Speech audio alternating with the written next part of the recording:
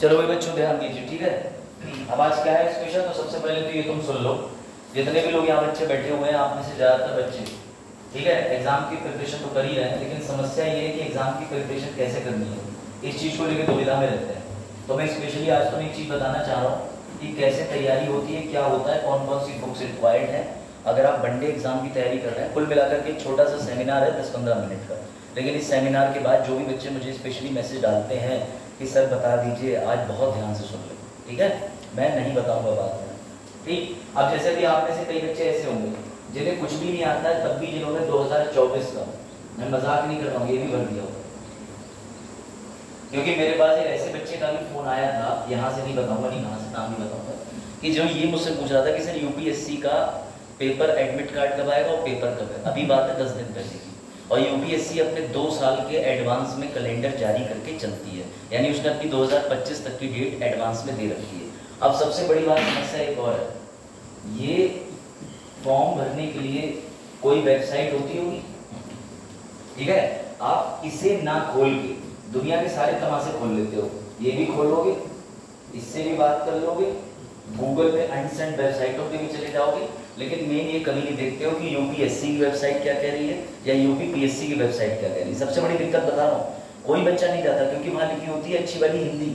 अब तुम डर जाते हो इस हिंदी के अंदर क्या लिखा है, ठीक है, एकत्र द्वारा सूचित किया जाता है कि परीक्षा जो है वो अपरिहार्य कारणों से परीक्षा रद्द की जाती है, तुम भूल गए तो ये क्या लिखा हुआ है। लेकिन उसको एक बार पढ़ो, फिर यूट्यूब पे जाके देख लो, तो तुम्हारी बुद्धि में जो समझा वो चीज क्रॉस वेरीफाई करो, ठीक है। मेरी बात समझना, पहले तो मैं क्लियर कर दूं, जितने भी लोगों की तैयारी नहीं है भैया, इस दिन बलिदान देने मत जाना। आईएएस की परीक्षा 16 जून को है, खुल के बता रहा हूँ, बुरा लगे तो लगे। अगर आपकी कैटेगरी जनरल ओबीसी है तो आप यूपीएससी देने तब तक ना जाए जब तक आपकी तैयारी नहीं है, क्योंकि 32 साल 6 अटेम्प्ट, ठीक है, उसके बाद जोड़ते जाइए आप +3 इसमें आकर के आप ये समझिए कि ओबीसी को 9 अटेम्प्ट मिलते हैं, एससी एसटी को अटेम्प्ट अनलिमिटेड मिलते हैं 37 साल की आयु तक। लेकिन प्रॉब्लम ये बात है कि आप भी अनलिमिटेड अटेम्प्ट नहीं देना चाहेगा कोई एससी का बच्चा, इसी में थोड़ी ना पक्के हुए हम यूपीएससी निकालेंगे तभी बंद होगा। तो मेरी बात ध्यान से समझना, जिसका यूपीएससी प्रिपेयर्ड है वो इस दिन जाए, जो कि अभी किसी का नहीं है। सर आपको कैसे पता, अगर होता तो यहाँ नहीं दिख रहे होते, क्लियर कट बता रहा हूँ। कई मेरे दोस्त तैयारी कर रहे हैं, मैं खुद तैयारी करा हुआ हूँ सीरियस, और अभी भी एग्जाम की तैयारी में कर रहा हूँ, तो मैं ये बेसिकली बहुत अच्छे से जानता हूँ कि यूपीएससी का बच्चा कम से कम 1.5 महीने पहले गोल हो जाता है अंडरग्राउंड, क्योंकि उसके ऊपर इतना वर्कलोड होता है, सांस लेने की जरूरत नहीं होती। ऐसे में आप यहाँ से आ जा पाओगे तो मुझे तो पॉसिबिलिटी नहीं दिखती। अब मेरी बात समझिएगा, अब एक और बड़ी अप्रोच, तैयारी सर हमसे ये वाली नहीं हो पा रही और लक्ष्य साथ ले रहे हैं हम और बड़ी बड़ी तैयारियों का। तो पहले मैं तुम्हें एक बेसिक चीज बता दूं, अपना एक रोड मैप बना लो बेटा, इस एग्जाम का भले ही ना बनाओ, अभी ये तुम्हें टफ पड़ रहा हो, ठीक है, इसका बना लो लक्ष्य। इस एग्जाम की तैयारी जब तुम करोगे तो तुम्हारे ऊपर एक लोड नहीं रहेगा, क्योंकि आईएएस की परीक्षा के अंदर बहुत ज़्यादा एनालिटिकल थिंकिंग चाहिए, हर चीज़ के लिए एक सोच बनानी पड़ती है। हो सकता है अभी आप थोड़ा समय ले लें, क्योंकि यूपीएससी की तैयारी जो पहली बार बच्चा शुरू करता है, चाहे ग्रेजुएट हो चाहे पोस्ट ग्रेजुएट हो, मिनिमम अगर उसका बैकग्राउंड ऐसा एक्सपोजर नहीं मिला है तो 3 साल लग जाता है। बिल्कुल एकदम स्पष्ट बता रहा हूँ। जो लोग प्रयागराज रैकी की तैयारी कर रहे हैं वो आईएएस का सिलेबस 1 साल में समझते हैं, दूसरी साल में किसी मास्टर के पास जाकर के कोचिंग लेते हैं, तीसरे साल में उन्हें थोड़ा कॉन्फिडेंस आता है कि कुछ पढ़ लिया है, फिर भी चौथे साल में पता चलता है कि अच्छा कार्यपालिका विधायिका के प्रति दायित्व है, यही नहीं पता, सच बता रहा हूँ मैं। और मार्केट के अंदर इतनी सारी बुक्स हैं कि आपको समझ ही नहीं आएगा। तो मेरी आपसे एक हम्बल रिक्वेस्ट है कि मैं आपके लिए मैप दे दे रहा हूँ 2025 का यूपीपीसीएस देना। जिन लोगों ने फॉर्म भर रखा है, जो थोड़ी बहुत तैयारी कर रहे हैं 1 साल से या नहीं भी कर रहे हैं, तो मैं उनके लिए बता दूं कि परीक्षा अभी प्रस्तावित है अक्टूबर में। आपको पता है 2024 की परीक्षा 17 मार्च को होनी थी, लेकिन किन्हीं कारणों के चलते, आ जाओ चलो, किन्हीं कारणों के चलते इस परीक्षा का क्या हो गया, ये रद्द हो गई। ये तो पता है ना सभी को। चलो जावेद सही दिन आ गए, बैठ जाओ, सारी चीज बता दे रहा हूँ। जिन लोगों ने आईएएस का भी फॉर्म भर रखा है, पीसीएस भर रखा है, तो अपना पीसीएस दे दो। तो अब नए बच्चे सोचेंगे शिवानी और खुशबू सर पीसीएस क्यों देते हैं, तैयारी ना हो, क्योंकि बेटा इसमें अटेम्प्ट खराब नहीं होगा। एक एससी का बच्चा 55 साल तक पीसीएस दे सकता है, 55 साल तक। मतलब एमपी की घटना थी, उसमें मम्मी भी साथ में जो है क्या कहते हैं पीसीएस परीक्षा में रैंक ले आई 13-14 और बच्चा भी ले आया 5-6 रैंक, तो दोनों मम्मी और बेटा एक ही साथ चयनित हो गए मध्य प्रदेश में। तो ऐसे घटना हुए हैं, तो इसलिए मैं तुम्हें बता रहा हूँ कि इतनी लंबी यात्रा तो नहीं करनी, लेकिन पीसीएस की परीक्षा का फॉर्म भर दिया, दे देना। अब इसके साथ सवाल ये आता है सर मेरा तो आरओ भी भरा हुआ है, तो आरओ और इसकी परीक्षा की तैयारी, जल्दी आओ, उसमें तैयारी की टिप्स दे रहा हूँ, जल्दी बैठ जाओ, सब छूट जाए, ठीक है, ध्यान से सुनना इन बातों। चलो भाई अब सीधे रोड मैप की बात कर लेते हैं। अब हर वो नया बच्चा क्या करे जिसे बिल्कुल भी तैयारी नहीं आती, कुछ नहीं पता, और जो सिर्फ सोच रहा है कि अभ्युदय भाग्य विधाता, तो भैया अभ्युदय जो है, ठीक है, वो जनगण मन नहीं है। अभ्युदय एक ऐसी संस्था है जिसमें थोड़े समय के बाद अगर निजी हित दिख गया तुम्हें, शिक्षकों को नहीं समझ जाओ, समझ गए, तो फिर बस तुम्हारे हित पे, राष्ट्रीय हित की बात नहीं होगी। और ऐसा होता ही है, सरकारी योजना के अंदर दो तरीके के लोग होते हैं, एक तो तुम्हारी कमी है, गवर्नमेंट अगर ये कह रही है कि 5 किलो राशन मिलेगा और तुम गए जो राशन बांट रहा है उसने क्या कहा, नहीं दूंगा राशन, जाओ, तुम्हें नहीं मिलेगा। अब तुम चले आए मुंह लटका के, कुछ 100-200 ले लो, राशन दे दो, एक बार उठा थप्पड़ मारो राशन वाले की चट से, उसके बाद देखो घर पहुंचेगा घर। मेरी बात समझो, मैं कहना चाह रहा हूँ। अब आ जाओ इधर, हिंसा के लिए प्रेरित नहीं कर रहा, लेकिन ये बता रहा हूँ कि अगर if you don't know democracy, अपनी बात ही नहीं रखना चाहते हो, तो अधिकारी बन के भी दबाव लोगे, गाँव की भीड़ आ जाएगी, दबा लेगी तुम्हें, कुछ नहीं बोल पाओगे, ऊपर अधिकारी अलग कहेगा, और ये ज़्यादा पढ़े लिखे विधायक जिनका अंगूठा बहुत अच्छा होता है, अंगूठा छाप, वो भी तुमसे 50 बार कहेंगे फ़ोन करके ये वाला काम कर दो, उस जिले के अंदर ऐसा काम कर दो, तो बैठे रहना दबाव में आगे, याद रखना। और वैसे भी यही एज होती है तुम्हारे बोल्ड होने की, अगर अभी तुम किसी की चार लगा भी दोगे तो पुलिस भी कहेगा अरे अभी नहीं उम्र है, मार दिया, तो क्या बुढ़ापे में सोच रहा 40 साल मारना है? हाँ, तो बेटा याद रखना, यहाँ तुम्हें हिंसा के लिए प्रेरित नहीं कर रहा हूँ, परंतु अपने लक्ष्य के प्रति टोटल डेडिकेशन की ओर अग्रसर करवा रहा हूँ। ये नहीं कि लड़ाई और हिंसा करो जाकर के, बाद में सब वकील है, अपना व्यवसाय बढ़ा रहे हैं, तो लड़ना पूरी तरीके से मना है। अब सुनो, यूपी पीसीएस में चरण तुम भी सुन लो, खासकर जिन्हें बिल्कुल भी नहीं पता वो अभी वाला अटेम्प्ट तो देंगे ही देंगे, और ईश्वर करे तुम्हारा ये वाला अटेम्प्ट हो जाए, इसके लिए मैंने टाइम टेबल बना दिया, वैसे पढ़ लेना, सभी विषयों का बना दिया, ज्योग्राफी इकोनॉमिक्स का भी बना दिया, ठीक है, मुझे पता है मुझे क्या करना, सीधी बात समझो। हिस्ट्री का तो खैर छोड़ ही दो, मेरे आंसर से डिस्कस हो ही गया था, तो मैंने पढ़ा दिया, ये बात ध्यान रखना।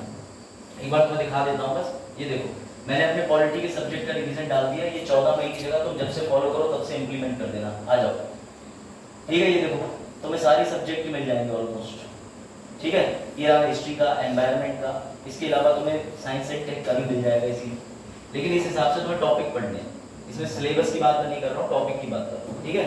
अब आगे जरा ध्यान से चलो, पहले तो बच्चों का जरा भौतिक ज्ञान चेक कर लेते हैं कि कितना है। सर भौतिक ज्ञान का मतलब, मुझे बताओ यूपी पीसीएस की परीक्षा में कितनी स्टेज होती है?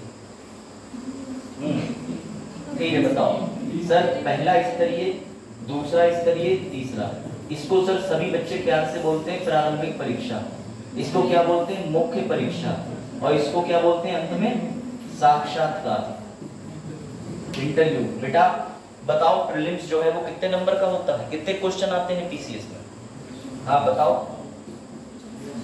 अब सोचो तुमसे अधिकारी आकर के पूछने लगे कि 2 साल 1 साल से पढ़ रहे हो, तो वो पहले टीचर बुलाया, कहेगा आ जाओ बेटा, आ जाओ, इन्हें पढ़ा रहे हो तो इनको आता नहीं है कुछ।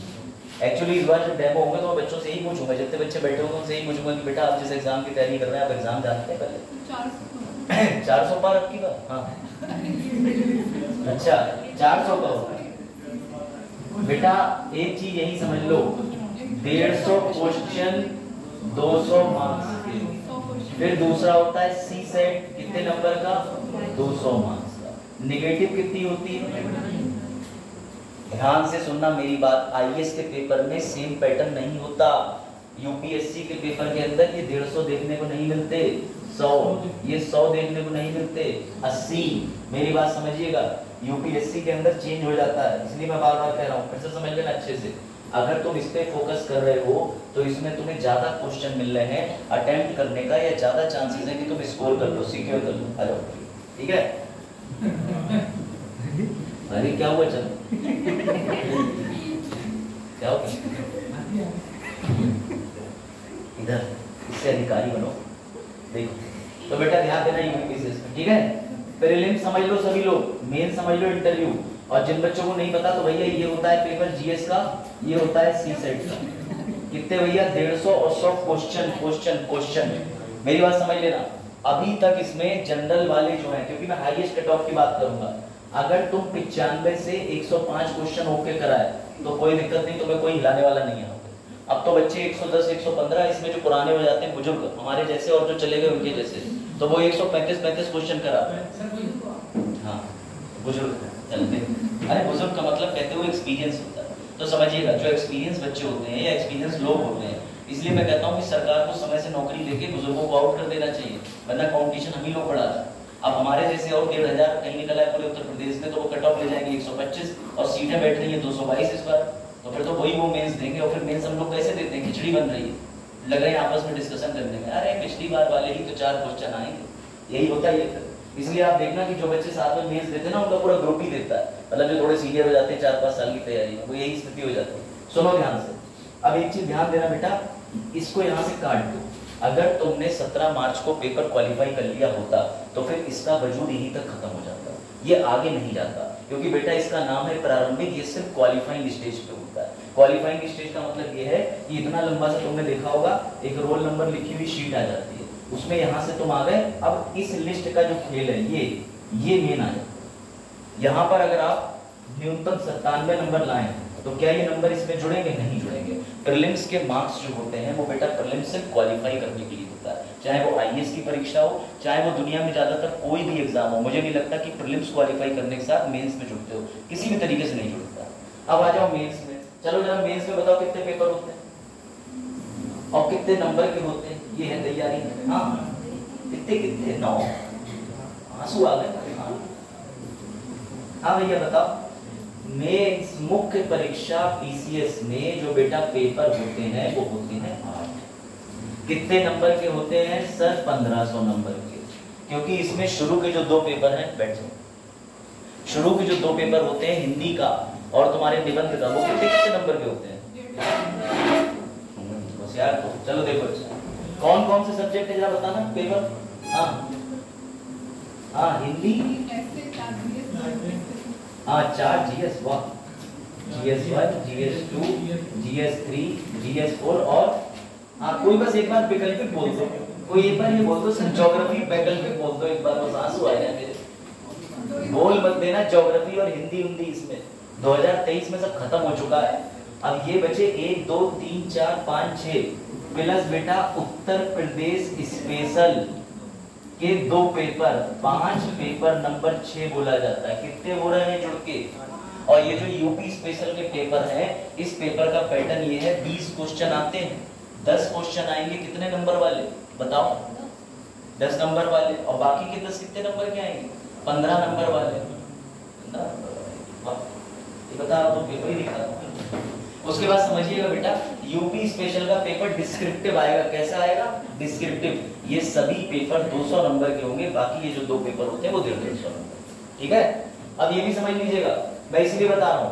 अब इस परीक्षा के अंदर ध्यान से सुनना, सबसे कठिन हर बच्चे के लिए मेंस का एग्जामिनेशन पड़ता है। क्यों पड़ता है? क्योंकि उसके पीछे कारण ये है कि बैक टू बैक एक दिन के अंदर 2 एग्जाम होते हैं, और ये 2 एग्जाम जब मैंने दिए तो मुझे पता है कि तुम्हारी रातों की नींद उड़ी हुई होगी, क्योंकि एक दिन का गैप की छुट्टी नहीं होती है। हाँ बहुत जरूरी बात है। अगर तुमने आज पेपर दिया बेटा, सामने देख लेना, एक चीज कोई नहीं बताएगा और पूरे साल जो है डब्बा गोल रहेगा, क्योंकि ये सब तुम्हें मुझे बताना चाहिए था। अगर तुम्हें सिलेबस नहीं आ रहा तो इसका मतलब मेहनत गलत जगह टारगेट हो रही टीचर की। समझिएगा, हिंदी का पेपर हुआ, ऐसे हुआ, GS1 हुआ। GS1 के अंदर पता होना चाहिए क्या आता है, history, geography, art and culture. इसके अलावा GS2 में क्या आ जाता है? तो बेटा GS2 के अंदर मेरा सब्जेक्ट आ जाता है पॉलिटी, कॉन्स्टिट्यूशन, IR, सही है, इंटरनेशनल रिलेशन। इसके अलावा और आता है सोसाइटी, गवर्नेंस तो हो ही गया। पेपर नंबर 3 में क्या आ जाता है? Economics, environment, science and tech. याद आ रहा है कुछ? और इसके साथ ही डिजास्टर मैनेजमेंट, तो मैं इसे कंटेस्ट होना चाहिए।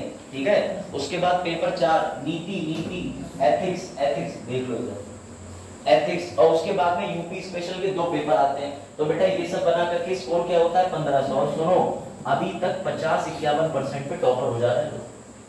और ये पेपर जो आता है वो तुम्हारी यूनिवर्सिटी की तरह दिखने में जरूर होता है। प्रोफेसर कहेंगे हम सेट करते हैं, तुम ना वहां कॉपी चेक करते हो ना यहाँ कुछ सेट कर पाओ, सीधी बात।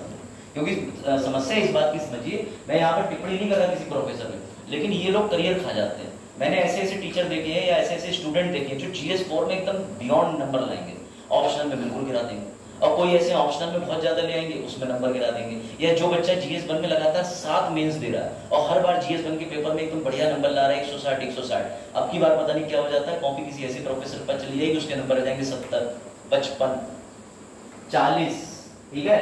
और बेटा इसमें भी नेगेटिव मार्किंग होती है।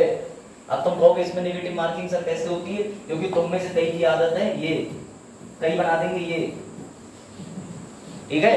जहां तुमने कोई धार्मिक प्रश्न चिन्ह बनाया, जहां तुमने कलम बदला मेंस की कॉपी में, एक ही पेन से मेंस की पूरी कॉपी लिखनी होती है। सर लाइन खींचने की जो छूट होती है नहीं, सर हम पेंसिल से लाइन ड्रॉ करते हैं, आगे बैठो, सर हम पेंसिल से लाइन ड्रॉ करते नहीं, क्योंकि तुम बुद्धि लगाओ। मेंस की कॉपी में दूसरा पेन चलाने का मतलब है कि प्रोफेसर जो कॉपी चेक कर रहा है उसने बच्चे की मदद करी, उसने अपना पेन चला दिया अलग से, इसलिए एक ही पेन का रूल है। और राइटिंग भी चेंज नहीं होनी चाहिए। ये नहीं कि एक पन्ने पे तुम लिख रहे हो बिल्कुल एकदम तुम्हारी कन्या की तरह और अगले पे लिख रहे हो तो एकदम रपटा के, तो ये चीज समझना मेरी बात को। ये जो मेंस का पेपर होता है बेटा, ये संभवतः 7 दिन के अंदर हो जाते हैं, एक हफ्ते के अंदर। इसमें एक का छुट्टी पड़ गई, सैटरडे वैटरडे तो पड़ गई, और जबकि ऐसा भी यूपीपीएससी के इतिहास में हुआ कि संडे को भी पेपर ले डाला, ये ध्यान रखना। तो इसलिए बहुत सतर्क रहना इन पेपरों के। अगर तुम सोच रहे हो कि इनकी तैयारी इन पेपरों के बीच में कर लें तो बिल्कुल ही मूर्ख, सच बताओ। इन पेपरों की तैयारी के लिए कम से कम 1 साल पहले मेंस के क्विक नोट्स बनाए जाते हैं। क्विक नोट का मतलब ये, जैसे आपने साल भर पढ़ा GS paper 1 polity governance IR, अब मैंने आपको 400 पन्नों की बाइबल बनवा दी, इतनी मोटी किताब, वैसे बाइबल नहीं कहना चाहिए, अभी करीना कपूर पे केस पहुंचा है, ठीक है। उन्होंने लिखा था प्रेगनेंसी के समय की बाइबल ऑफ प्रेगनेंसी किताब से, तो यूरोप के एक संगठन ने उन पे केस कर दिया, बोले आपने बाइबल का इस्तेमाल करा। बात भी ठीक है, किसी धार्मिक किताब का जिक्र नहीं करना चाहिए। तो उनका ये सेंस था कि बाइबल मतलब कंप्लीट किताब, ये उनका सेंस था। तो आ जाओ इधर। तो बेटा आपको जो साल भर मैंने 400 पन्नों के नोट्स अगर दिए हैं, किसके लिए है, पॉलिटी के, तो आपको प्रीवियस ईयर के 10 साल के क्वेश्चन के हिसाब से उस डेटा में से कटौती करके उसको लाना चाहिए था 60-70 पढ़ने में। अगर नहीं ला पाए हो तो मार्केट में कई सारे अलग अलग प्रकाशन है जो ये काम कर चुके हैं। इसमें एक है बाला करके, चाय वाला, समझ गए ना, ऐसे करके। तो इस तरीके के जो प्रकाशन है उनके क्विक नोट्स मार्केट में आते हैं, वो लेके समय बच सकता है। लेकिन अगर तुम्हारी पहली तैयारी है और इससे पहले तुमने कभी पेपर मेंस नहीं दिया है, तो मेरा आपसे विनम्र निवेदन है कि आप हाथों से बनाएं। अब ये समझिएगा ध्यान से, ये तो हो गया मेंस का फॉर्मेट। फिर इंटरव्यू कितने नंबर का होता है? हाँ, वेरी गुड बेटा, जो 100 नंबर का इंटरव्यू होता है, किसमें भैया? पीसीएससी बता रहा हूँ। देखो वो यूपी स्पेशल कब से आ गया यूपीएससी में, चलो दवाई भूल गया हमारी तरह। तो समझिए ध्यान से बेटा, इंटरव्यू 100 नंबर का पीसीएस में होता है, और 100 नंबर के इंटरव्यू में से अब नियम है, वो तुम्हें अगर 65 पार देंगे या 70 से ऊपर देंगे तो उन्हें कारण लिखना पड़ेगा कि इस बच्चे में ऐसा क्या था जो हमने इसे 70% मार्क्स दे दिए। नियम है उनपे कि भाई हो सकता है तुम्हारे कोई रिश्तेदार रहे, ठीक है। और अगर तुमने उसे 33 से कम दे दिए, वो अलाउ नहीं है, फेल नहीं करते हैं। खाली बिहार मत रहा है, बिहार कर देता है, बिहार, ठीक है। बिहार माइनस में दे देता है, माइनस में पर्सनैलिटी के हिसाब से। उसमें लिख के कुछ भी लिख के ही तो नहीं देते। कभी भी अगर मान लो जिस बच्चे की 70 वाला कारण पूछ रहा है, 75 आ गए, तो 75 में लिख के देते हैं कि हमने इसको हर तरीके से जांचा, कोई संबंध नहीं है इससे, कोई मतलब नहीं, बच्चा मेरिटोरियस है, आप भविष्य में इसका पुनः मूल्यांकन कर सकते हैं। हम दायित्व लेते हैं कि हमने फेयर करा, एक डिक्लेरेशन देना पड़ता है। और बेटा दूसरी बात ये भी याद रखिएगा कि बिहार या कुछ राज्य ऐसे हैं जो तुम्हें इंटरव्यू में न्यूनतम स्तर पे लाके खड़ा कर देंगे, 4-4 नंबर भी मिले लोगों को, जबकि वो जीएस में मतलब रैंक 1 निकल जाते हैं, टॉप करते हैं, ये ध्यान रखना।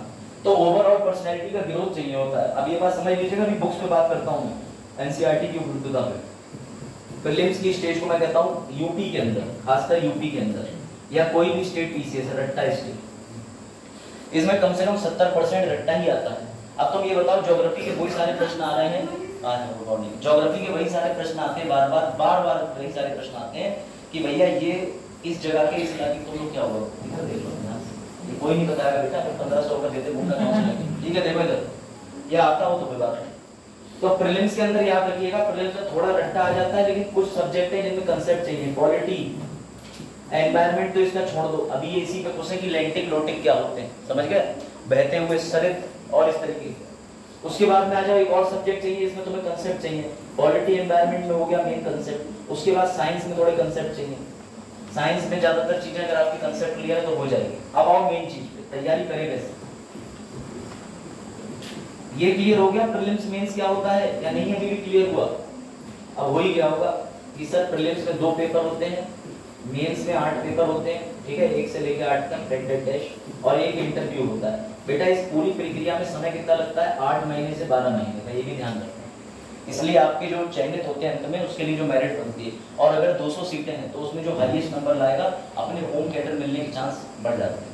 अपना होम मतलब कि अगर कोई रैंक बनाया है तो कोशिश करता है कि भैया हम पीलीभीत के पीलीभीत में ही लग जाएंगे, लगाते नहीं है, लेकिन प्रयास आपका अच्छा रहता है। प्रमोशन बहुत तेजी से होता है, जुडिशरी में तो सारा खेल रैंक का है, आप रैंक जितनी जल्दी लाओगे हाईकोर्ट पहुंच जाओगे। तो बेटा याद रखना ये सारी चीजें। अब सुनो ध्यान से, जिन लोगों ने अभी तक बिल्कुल भी प्रिपरेशन नहीं करी है तो मैं तुम्हें राय दूंगा एनसीईआरटी पढ़ लो। सर यूपी पीसीएस के लिए भी पढ़ ले, हाँ, चाहे आप यूपी पीसीएस पढ़ो चाहे आप यूपीएससी पढ़ो, लेकिन सिर्फ एक बार रीड करनी है, सिर्फ एक बार, वन टाइम, ठीक है। इसको पढ़ो खत्म कर दो। उसके बाद आपको 10th 11th 12th ये कम से कम 4 से 5 बार रिवाइज करनी। मेरी बात समझना ध्यान से, छठे की हिस्ट्री की किताब इतनी गंदी और इतनी बेकार किताब है, एनसीईआरटी की घटिया किताब है एकदम, ऐसे उठा करके तरफ रख दी मैंने। पहला चैप्टर है भैया वेयर हाउ है, उसके अंदर आपको रेलेवेंसी नहीं दी है कि आप सोचो मैं खोलूंगा और महात्मा बुद्ध के जीवन काल को शुरू से बता देंगे। उन्होंने समस्त चीजों का टेस्ट दे दिया, ताड़ के पत्ते पे लिखते थे ऐसा ऐसा था, फिर थोड़ी देर में अशोक है, थोड़ी देर में मुगल है, तो वो किताब उस बच्चे को उल्टा कंफ्यूज कर देती है जिसने कभी हिस्ट्री नहीं पढ़ी। वो कहेगा मुझे ऐसी किताब चाहिए जिसमें हिस्ट्री कहीं से शुरू हो रही हो, एकदम स्टार्टिंग से, एंशिएंट से। क्लास 7th में थोड़ा ठीक दिया, क्लास 8th में थोड़ा ठीक दिया है, 9th में काफी अच्छा दिया है। ये वाली किताबें आपको एक ही बार पढ़नी है, फिर इस पे आ जाओ। सर ओल्ड पढ़ें या न्यू पढ़ें? अब इसमें भी सुन लो, ओल्ड न्यू कोई झंझट नहीं, जो तुम्हारे हाथ लग जाए, फ्री में मिल जाए। 4-5 साल पुरानी सीनियर की पढ़ डालो, अब वो तुम्हें ओल्ड लगे चाहे न्यू लगे। मार्केट में पैसे चले जाओ, जो भी नई एनसीईआरटी सर्कुलेट हो रही है ले आओ। अगर ये ओल्ड और न्यू भी नहीं पढ़ सकते हो और डायरेक्टली सोचो कि हम मैराथन वीडियो देख लें यूट्यूब पे तो समझ में आ जाएगा, लेकिन उसके समझने से बेटर एक बुद्धि लगाओ। कल को अधिकारी ने तुम्हारे पास एक विज्ञप्ति जारी की कि पीलीभीत में पहली बार टाइगर रिजर्व बनने के लिए टाइगरों को संरक्षित करने हेतु निर्देश निम्न प्रकार है। आप क्या यूट्यूब पे खोजो, भाई बुद्धि लगाओ। इसलिए पढ़ के समझना आना चाहिए, एनालिसिस करना आना चाहिए। बड़ा स्पष्ट शब्दों में कह रहा हूं मैं, अगर तुम पढ़ के चीजें नहीं समझ पाते हो तो इसका मतलब बुद्धि बेकार है। तो एनसीईआरटी की ये किताब है, अगर तुमने कभी नहीं पढ़ी है, ये वन टाइम है, ये भैया बार-बार है जब तक सिलेक्शन नहीं होता। जब तुम ये किताबें पार कर लेते हो तब आएंगे तुम्हारे पास ultra max teacher. Sir ultra max teacher कौन से? जो कहेंगे ये ले लेना, ये ठीक है, ये इसका नाम नहीं सुना? अरे बिल्कुल सुना होगा, महेश बंदवाल का मतलब ये ज्योग्राफी एनसीईआरटी समरी। अब तो इनने समस्त विषयों की निकाल दी, महेश बंदवाल जी ने ऐसी कोई समरी नहीं छोड़ी है, लेकिन ये सबसे ज्यादा नाम कमाए हैं ज्योग्राफी की समरी से। तो बेटा वो तब आना है इस किताब पे। अब दिक्कत ये हो जाती है, टीचर जैसा पढ़ता है वैसे ही पढ़ा देता। टीचर पहले महेश बंदवाल पढ़ता है, वीडियो देख रहा है एनसीईआरटी की और पेपर दे रहा है इसका, तभी उसका हो नहीं पाता। तो मेरी बात समझना, महेश बंदवाल पढ़ने से पहले एनसीईआरटी लगा लेना, उसके बाद में महेश बंदवाल की किताब पे स्विच कर जाना। ये किताब तुम्हारी नोट्स की कंपाइलेशन हो जाएगी। इसमें तथ्य दिए हैं कि भैया अफ्रीका पे पाया जाने वाला चेक रिपब्लिक एक देश है, वो ऐसा ऐसा बना हुआ है। तो जब तुम्हें तथ्य पे शिफ्ट करने से पहले, और ये एनसीईआरटी तुम्हें लग रहा होगा सर मजाक है, 10वें 11वें 12वें की 3 महीने में खत्म कर देंगे, हवा खराब हो जाएगी वर्ल्ड हिस्ट्री पढ़ के समझने में।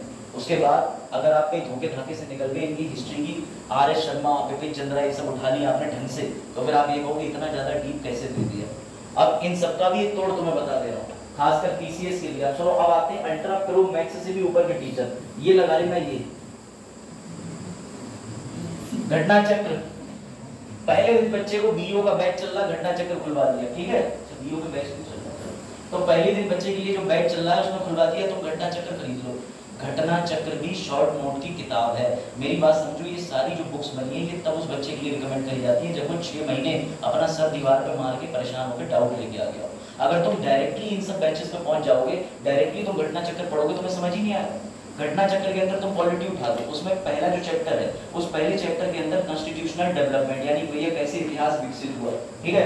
अब उसके अंदर जब तक तुमने एनसीईआरटी की मॉडर्न हिस्ट्री कंप्लीट नहीं कर रखी है, तुम्हें समझ ही नहीं आएगा अंग्रेजों के आगमन से भारत में क्या क्या संवैधानिक विकास हुए। समझ लेना मेरी बात को, फिर समझ नहीं आएगा। एग्जाम यही किताब निकलवाएगी, घटना चक्र, खराब नहीं कह रहा हूँ, यही किताब निकलवाएगी, लेकिन उससे पहले ये वाली यात्रा तो पूरी कर लो, और फिर ये वाली किताबों को नोट्स की तरह ब्रीफिंग के लिए इस्तेमाल कर लो। और जो किताब तुम्हें साल भर पीसीएस के लिए बार बार पढ़नी, पीसीएस आईएएस नहीं, पीसीएस के लिए बार बार पढ़नी है, वो घटना चक्र। और लूसेंट का भी रोल आ जाएगा। तो लूसेंट का रोल लिखता है भैया, जिस व्यक्ति को लूसेंट की किताब पढ़नी है, रेहान बैच 1:30 बजे होगा, मेरी क्लास चल रही है, 1:30 बजे आ जाना, ठीक है। बस हो गया, मस्त। अभी फिर फोन करेगा, इसको पूरी बात समझाने की बात नहीं समझ आती। ऐसे तुम लोग एनसीईआरटी समझा रहा हूँ, समझोगे नहीं, समझो ध्यान से। फिर बता रहा हूँ, एनसीईआरटी में ये बुक्स पढ़नी है और इस बुक के साथ में एक चीज जो तुम्हें जो भैया डेली पढ़नी है। सर द हिंदू और इंडियन एक्सप्रेस पढ़ेंगे हम। द हिंदू इंडियन एक्सप्रेस वो लिखते हैं जिनके इंटरव्यू निकल चुके थे, नौकरी छोड़ के रिजाइन मार के उन्होंने दोबारा ज्वाइन कर लिया। उसके अंदर उनके अपने इकोनॉमिस्ट की टीम होती है, एनवायरमेंटलिस्ट की टीम होती है, एम आई राइट प्रिंसिपल? उसके अंदर छोटे लोग नहीं होते हैं, इसलिए द हिंदू इंडियन एक्सप्रेस तुम्हें उठाना ही नहीं है। सीधी बता रहा हूँ मैं भी एकदम स्पष्ट बात। अगर तुम आईएएस की तैयारी कर रहे हो, पहले एक बार सिलेबस को अच्छे से घोट लो, बीच बीच में तुम इतना कर सकते हो यूट्यूब पे किसी की मदद लेकर के आप उसको द हिंदू को हिंदी में समझ लिया, मेरी बात समझो, वरना तुम्हें भी नहीं समझ आएगा। आज जैसे मैं टॉपिक पढ़ाऊंगा उसमें लिखा गन है, तो भैया भारत के अंदर मानव अधिकार आयोग को वैश्विक दर्जे पर रेटिंग देने वाली एक संस्था है। अब आपने कभी गनहरी पढ़ी नहीं होगी तो द हिंदू पूरी उसकी बैकग्राउंड थोड़ी बताएगा कि गनहरी कब बनी थी, कहाँ से आई थी। वो तो इतना लिखेगा गनहरी ने भारत को रेटिंग देने से मना करा, सितंबर में देगा। अब तुम्हें जब गनहरी पता ही नहीं है और ये गनहरी कहाँ है, तो फिर जब तुम पॉलिटी का सिलेबस पढ़ोगे उसके अंदर संस्थाएं आती हैं, स्टेटरी बॉडी, नॉन स्टेटरी बॉडी, वैश्विक इंस्टीट्यूशन, तो बेटा वो आपको पढ़ना पड़ेगा। मेरी बात समझिएगा, मैं वापस से बता रहा हूँ, ठीक है? बस 2-3 मिनट और फिर शुरू करते हैं लेक्चर। मेन आपको ये बताने का मकसद है कि आपको आ जाए। पहले मेरी बात मानो, कई बार मैं कह चुका हूँ, कम से कम 3 से 6 माह एनसीईआरटी पढ़ लो, प्लीज प्लीज प्लीज। एसएससी हो, वनडे एग्जाम हो, आईएएस हो, उससे पहले एनसीईआरटी पढ़ लो। और एनसीईआरटी को स्टोरी की तरह पढ़ना, बड़े मजे से, लोड लेके मत पढ़ना। कुछ बच्चों को ये समझ नहीं आता है कि हमारे सामने एक पन्ना है तो शुरू से करें और लास्ट तक इसको रट लें, ऐसा नहीं होता है। सर वो एलिमिनेट करना हमें आएगा कब? जब तुम उसी पन्ने को 10 बार पढ़ोगे। एक बार में अगर तुम्हें आ ही जाएगा पन्ना पढ़ना, तो लोग 32 साल तक 6-6 अटेम्प्ट यूपीएससी ने क्यों बनाए? फिर वो मैक्सिमम 2 ही अटेम्प्ट बनाता है, वो कहता है यार एक या दो खत्म, समझ लेगा, ये पढ़ लेगा। लेकिन मेरी बात समझो, चीजें इतनी आसान नहीं होती। तो बेटा एनसीईआरटी का कम से कम 6 महीने। सर फिजिक्स वाला का एनसीईआरटी बैच आया, 3500 रुपए ले लें? नहीं, बैच की जगह कम से कम एनसीईआरटी ही खरीद लो, 1700-1800 रुपए की। कोई भैया भैया हो अड़ोस पड़ोस के, जिनकी किताबें पढ़ेंगे, जो चले गए हो बनने, ठीक है? मतलब कहने का ये है जो सब कुछ त्याग के चले गए हो दुनिया से दूर, उनकी किताबें उठा लो, समझ रहे हो? तो ऐसे है। हाँ तो बेटा समझो बात को। अब जैसे हमारे सीनियर थे, वो सीनियर हमसे कहते थे मेरी सारी किताबें रखी हैं, ले जा, तो मैं सच में ले आया। अब वो बोले पैसे तो दे जाते, तो ऐसे भी पता कर लेना, ऐसा ना हो कि भैया वो बेचने के लिए बैठे हुए दीवार लाइक के सर कट्टा कर दो मेरा, तो ऐसा नहीं होता है। और वैसे भी ज्यादातर लोग अपने बनाए हुए नोट्स नहीं देते हैं। आज मैं तुम्हें बोल के बता रहा हूँ, मैं ही एक हूँ कि मुझे लगता है भैया नोट्स बांटो क्योंकि पढ़ेंगे ही तब भी बांटो, ठीक है? तो ये बात समझ के चलिएगा। एनसीईआरटी हो गया। अब उसके बाद समझ लो कि कुछ फिक्स किताबें हैं, वो किताबें तुम्हें कैसे कैसे आएंगी जब तुम एनसीईआरटी बैच कर लोगे। तो हिस्ट्री की किताब अभी मुझे तुम ही बताओगे, मुझसे ज्यादा किताबें तुम जानते हो। बताओ भैया हिस्ट्री के लिए कौन सी किताब में पढ़ना चाहिए? हाँ बताओ, विपिन चंद्र आया ना सुनने, बड़ी एक भी बार नहीं होगी, कम से कम 2000 पढ़ लो किताब है। हाँ और बताओ ये किताब स्पेक्ट्रम राजीव भाई, हाँ और विपिन चंद्रा एंशिएंट हिस्ट्री, और कोई तरह की किताब बोलो। हाँ नेहरू की द डिस्कवरी ऑफ इंडिया भी बोलो। हाँ बोलो बेटा। अगर तुमने एनसीईआरटी लगा ली 10वीं की, 11वीं की, 12वीं की, तो तुम्हें हिस्ट्री के लिए कोई भी बहुत ज्यादा स्पेशल किताब लेने की जरूरत नहीं, एकदम ईमानदारी से बता रहा हूँ। अब तुम्हें एक शॉर्ट ट्रिक और बता देता हूँ, आएगा डी वाली कोचिंग से, आएगा बी वाली कोचिंग से, समझ गए? जो आंखों में देखी जाती है वो दृष्टि होती है, और इसे अंग्रेजी में विजन कहते हैं, समझना मेरी बात को। आएगा, ठीक है? मैंने कोचिंग का प्रमोशन नहीं करा, ठीक है? अब समझो, हिस्ट्री के मार्केट में 2500 रुपए के नोट्स उपलब्ध हैं सभी विषयों के, सभी के। बुलाओ, एनसीईआरटी पढ़ो, 3 से 6 महीने बिताओ, उसके बाद उस नोट्स पे स्विच हो जाओ। वो बुकें जो है वो इन्हीं किताबों से बहुत ब्रीफिंग कैंची काट करके चलाई गई है, ताकि काम की चीज को एक्सट्रैक्ट कर लिया, उसी को कोई नोट बना लो, 20 बार पढ़ो उसको, तो तुम्हें ये महंगी स्पेक्ट्रम और विपिन चंद्रा पढ़ने की आवश्यकता नहीं पड़ेगी। अगर तुम पीसीएस के लिए जा रहे हो तो तुम्हारी मजबूरी है, तुम इतना ही करना। यूपीएससी के लिए 3 साल का टाइम होता है, तब तुम शिफ्ट कर लेना, पढ़ते रहना राजीव भाई मॉडर्न इंडिया। मेरी बात ध्यान में याद रखिएगा, क्योंकि अगर तुम इतना डीप जाओगे तो नहीं होगा। ज्योग्राफी के लिए समझ लो, सभी को पता है कक्षा 11 एनसीईआरटी। अब इसके अलावा जिन बच्चों ने महेश बनपाल ले ली, पैसा डूब गया तुम्हारा। महेश बनपाल तो मैं समझ ही नहीं आया कि वो इतनी फैक्ट फाइल है। उसके अलावा तुम्हें क्या करना है, तो मैं तुम्हें सीधा एक तरीका बता दूं, तुम्हारे पास में जरूरी है ज्योग्राफी शिक्षक से पढ़ो, मुझसे पढ़ो, किसी से पढ़ो। एक बार YouTube पे जा करके जब तुम एनसीईआरटी लगा लो, ज्योग्राफी की पकड़ो 6 घंटे की मैराथन, ऐसी हिस्ट्री की मैराथन पकड़ो। मैं एकदम सॉलिड तरीका बता रहा हूँ, पेड सर्विसेज वाला। पूरी मैराथन एक बार सब्जेक्ट की देख डाला करो, तुम्हें समझ में कुछ नहीं आएगा, लेकिन कनेक्टिंग द डॉट्स वाली बात हो जाएगी। तुम्हें ये तो समझ आने लगेगा अभी अकबर का जिक्र हुआ था, बाबर का हुआ था, कि पहले बाबर आए कि पहले अकबर आए। ये मैराथन वीडियो देख डालो हर विषय, ज्यादा नहीं 3 घंटे 3.5 घंटे की पिक्चर नहीं देखते हो क्या? पॉपकॉर्न ऊपर लेके बैठ जाओ उनके साथ में आराम से, तो तुम भी देखो, या तो फिर रिश्ते ही खत्म हो जाएंगे या तुम आईएएस बन जाओ। तो समझो बात को। तो ज्योग्राफी के लिए या हिस्ट्री के लिए पहले मैराथन वीडियो देख लो, ऐसी सभी सब्जेक्ट का कर लेना। उस सब्जेक्ट के बाद में मैंने तुम्हें बता दिया कि तुम्हारी आंखों में दृष्टि होती है, तो तुम दृष्टि जिसे अंग्रेजी में विजन कहते हैं, उसके अपने अपने माध्यम के अनुसार जो है वो नोट्स मार्केट से कंपाइल करे हुए लेके आओ और उसे बार बार पढ़ो। इसलिए तुम देखना, अगर तुम किसी के घर गए हो, नहीं जा पाए हो, मुझे पता है, तो वहां पर टेबल पे वही नोट्स पड़े रहते हैं। तो मेरे द्वारा जब प्रश्न किया कि ये शून्य से शुरुआत कैसे हो रही है, नोट्स आते हैं, समझ गए ना? पब्लिकेशन से नाम ले रहा हूँ, समझ में, तो पता चला कि मेंस में हम तो यही लगाते हैं, इसी को लगता है टाइम कहाँ होता है। तो ये हकीकत है, मेंस के लिए 500-600 क्वेश्चन प्रैक्टिस करे जाते हैं। कभी मेंस के लिए किताब उठा के शुरू से लास्ट तक बात नहीं पढ़ा जाता जब एग्जाम है। तो शून्य आईएएस के मार्केट में नोट्स आते हैं, वो बच्चे क्या करते हैं, पलट लेते हैं, 500-600 क्वेश्चन हो जाते हैं, बस हो गया काम। एकदम क्लियर कट तुम्हें स्ट्रेटेजी बता रहा हूँ, जो 4-5 साल के अनुभव की बात आती है। अब ऐसे में जो सीनियर बन जाते हैं वो क्या सोचते हैं, क्यों बताएं, इनके भी 4-5 साल खराब हो। अरे तुम्हारी वजह से देश के धरोहर का नुकसान हो गया, हो सकता है ठीक ठाक पढ़ लेता, सही जगह एसडीएम बन जाता, टाइम से शादी हो जाती, ठीक है?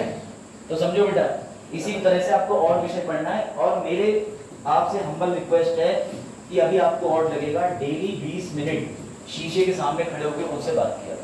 अगर तुम नहीं करोगे तो तुम्हें थोड़े मूवमेंट नहीं पता चल पाएंगे। मैं जब स्कूल टाइम में स्पीच देता था, हाई स्कूल में, ठीक है, तब यार नौसिखिया थे उनकी, तो गर्दन बहुत हिलती थी। मैं कहती शाहरुख खान रुक जाओ, तो ठीक है, तो भाई नहीं आता था, तो मैडम ने ये हैबिट बताई, अरे शाहरुख खान ऐसी हिलने की किरण वाले वजह से लगता नहीं हूँ मैं उससे ज्यादा ही अच्छा। देखो इधर, तो बेटा ओवर कॉन्फिडेंस भी मेरा होती है, शाहरुख की इंसल्ट कर रहा है। चलो देखिए, तो बेटा याद रखिएगा, 20 मिनट डेली शीशे के सामने इसलिए बैठा करो ताकि तुम्हें अपनी हरकतें दिखें। जैसे लांसी है, समय नाखून एकदम साफ है लांसी में, ठीक है, क्योंकि लांसी जो है इसे नर्वसनेस कहते हैं, जब दिमाग नहीं लगता नाखून चबाओ। तो समझो बात को, अगर आप शीशे के सामने 20 मिनट बैठ के खुद से बात करोगे, कुछ मत करो। अगर आज तुमने कॉन्स्टिट्यूशन के अंदर फंडामेंटल राइट पढ़े, खुद को जरा एक बार पढ़ाना, तुम्हें खुद समझ आ जाएगा, तुम टीचर बनने लायक हो कि नहीं, पक्का बता रहा हूँ तुम्हें। प्लीज ये काम करा करना, पर्सनैलिटी डेवलपमेंट बहुत जरूरी है, बहुत जरूरी है। अब आसानी से मैंने क्या करा है तो समझ लो, ठीक है। पहले मैं तुम्हें एक चीज दिखा दूं बड़ा अच्छे से। अब तुम में से कई बच्चे जो है वो 2 नाव पे सवारी कर रहे होंगे। क्या सवारी कर रहे होंगे? ये वाला पेपर भी तो तुम दोगे ही दोगे, आरओ वाला, ये नहीं दोगे क्या? हाँ सर, 25 पीसीएस के लिए हम अपना बता रहे हैं, आप सुन रहे हैं। आप 25 पीसीएस के लिए सुन लीजिए किस बात है। हिस्ट्री है, ठीक है, हिस्ट्री के लिए हमारे पास एनसीईआरटी क्लियर हमारी है, गुड, पढ़ भी है। इसके बाद विपिन चंद्र हमारे पास में है, मॉडर्न इंडिया, इससे कम कर रहा है नहीं, अकेले किताब से। और ये पढ़ना फ्रूटफुल नहीं है, ये पूरी किताब साल भर लगाओगे तब हम पढ़ चुके तब ठीक है। अगर आप पढ़ चुके कोई किताब, अगर आप स्पेक्ट्रम राजीव भाई विपिन चंद्रा लगा चुके हैं तो अलग की बात, 5 बार पढ़ चुके है। लेकिन आप इसकी लिस्ट मुझे दिखाना कि इनको आगे बढ़ जाए सब।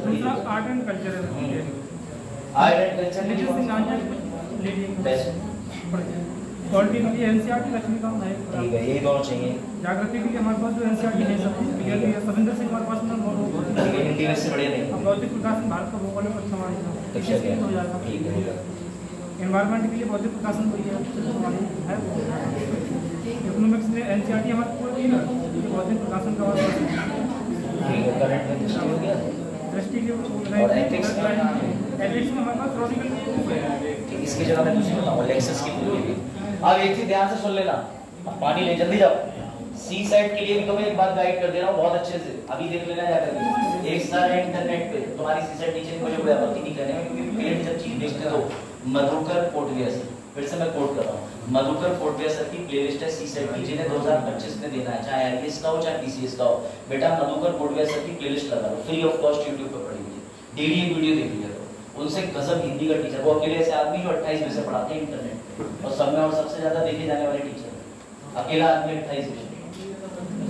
अरे मेरी तो कोई उनके सामने को नहीं मिल रही, तो बहुत महान लोग हैं, बहुत सीख है। लेकिन ये जरूर है कि बहुत ज्यादा वर्सेटाइल टीचर है, नाम याद रखना, बाद में भूल जाओगे। मधुकर कोटविया सर, तो बेटा जो चीज तुम्हारे लिए मैं इसलिए बता रहा हूँ, हाँ ही इज इमिनेंट पर्सन, गजब है। तुमने उन्हें देखा होगा, उनका फेमस लाइन है लाल लालियों।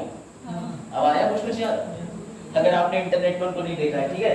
तो बेटा याद रखना, सी साइट में जो भी वो बताएंगे स्ट्रेटेजी, वो तुम ब्लाइंडली फॉलो करना, क्योंकि मैं खुद उन्हें फॉलो करता हूँ। सी साइट की मेरे पास अपनी कोई स्ट्रेटेजी नहीं है, 2023 के बाद तो बिल्कुल नहीं। 2023 में आईएएस का पेपर देखने के बाद स्ट्रेटेजी का मतलब एक ही है कि तुम्हें जेईई एडवांस आईआईटी के भी लेवल की मैथ आनी चाहिए, लेकिन ऐसा नहीं।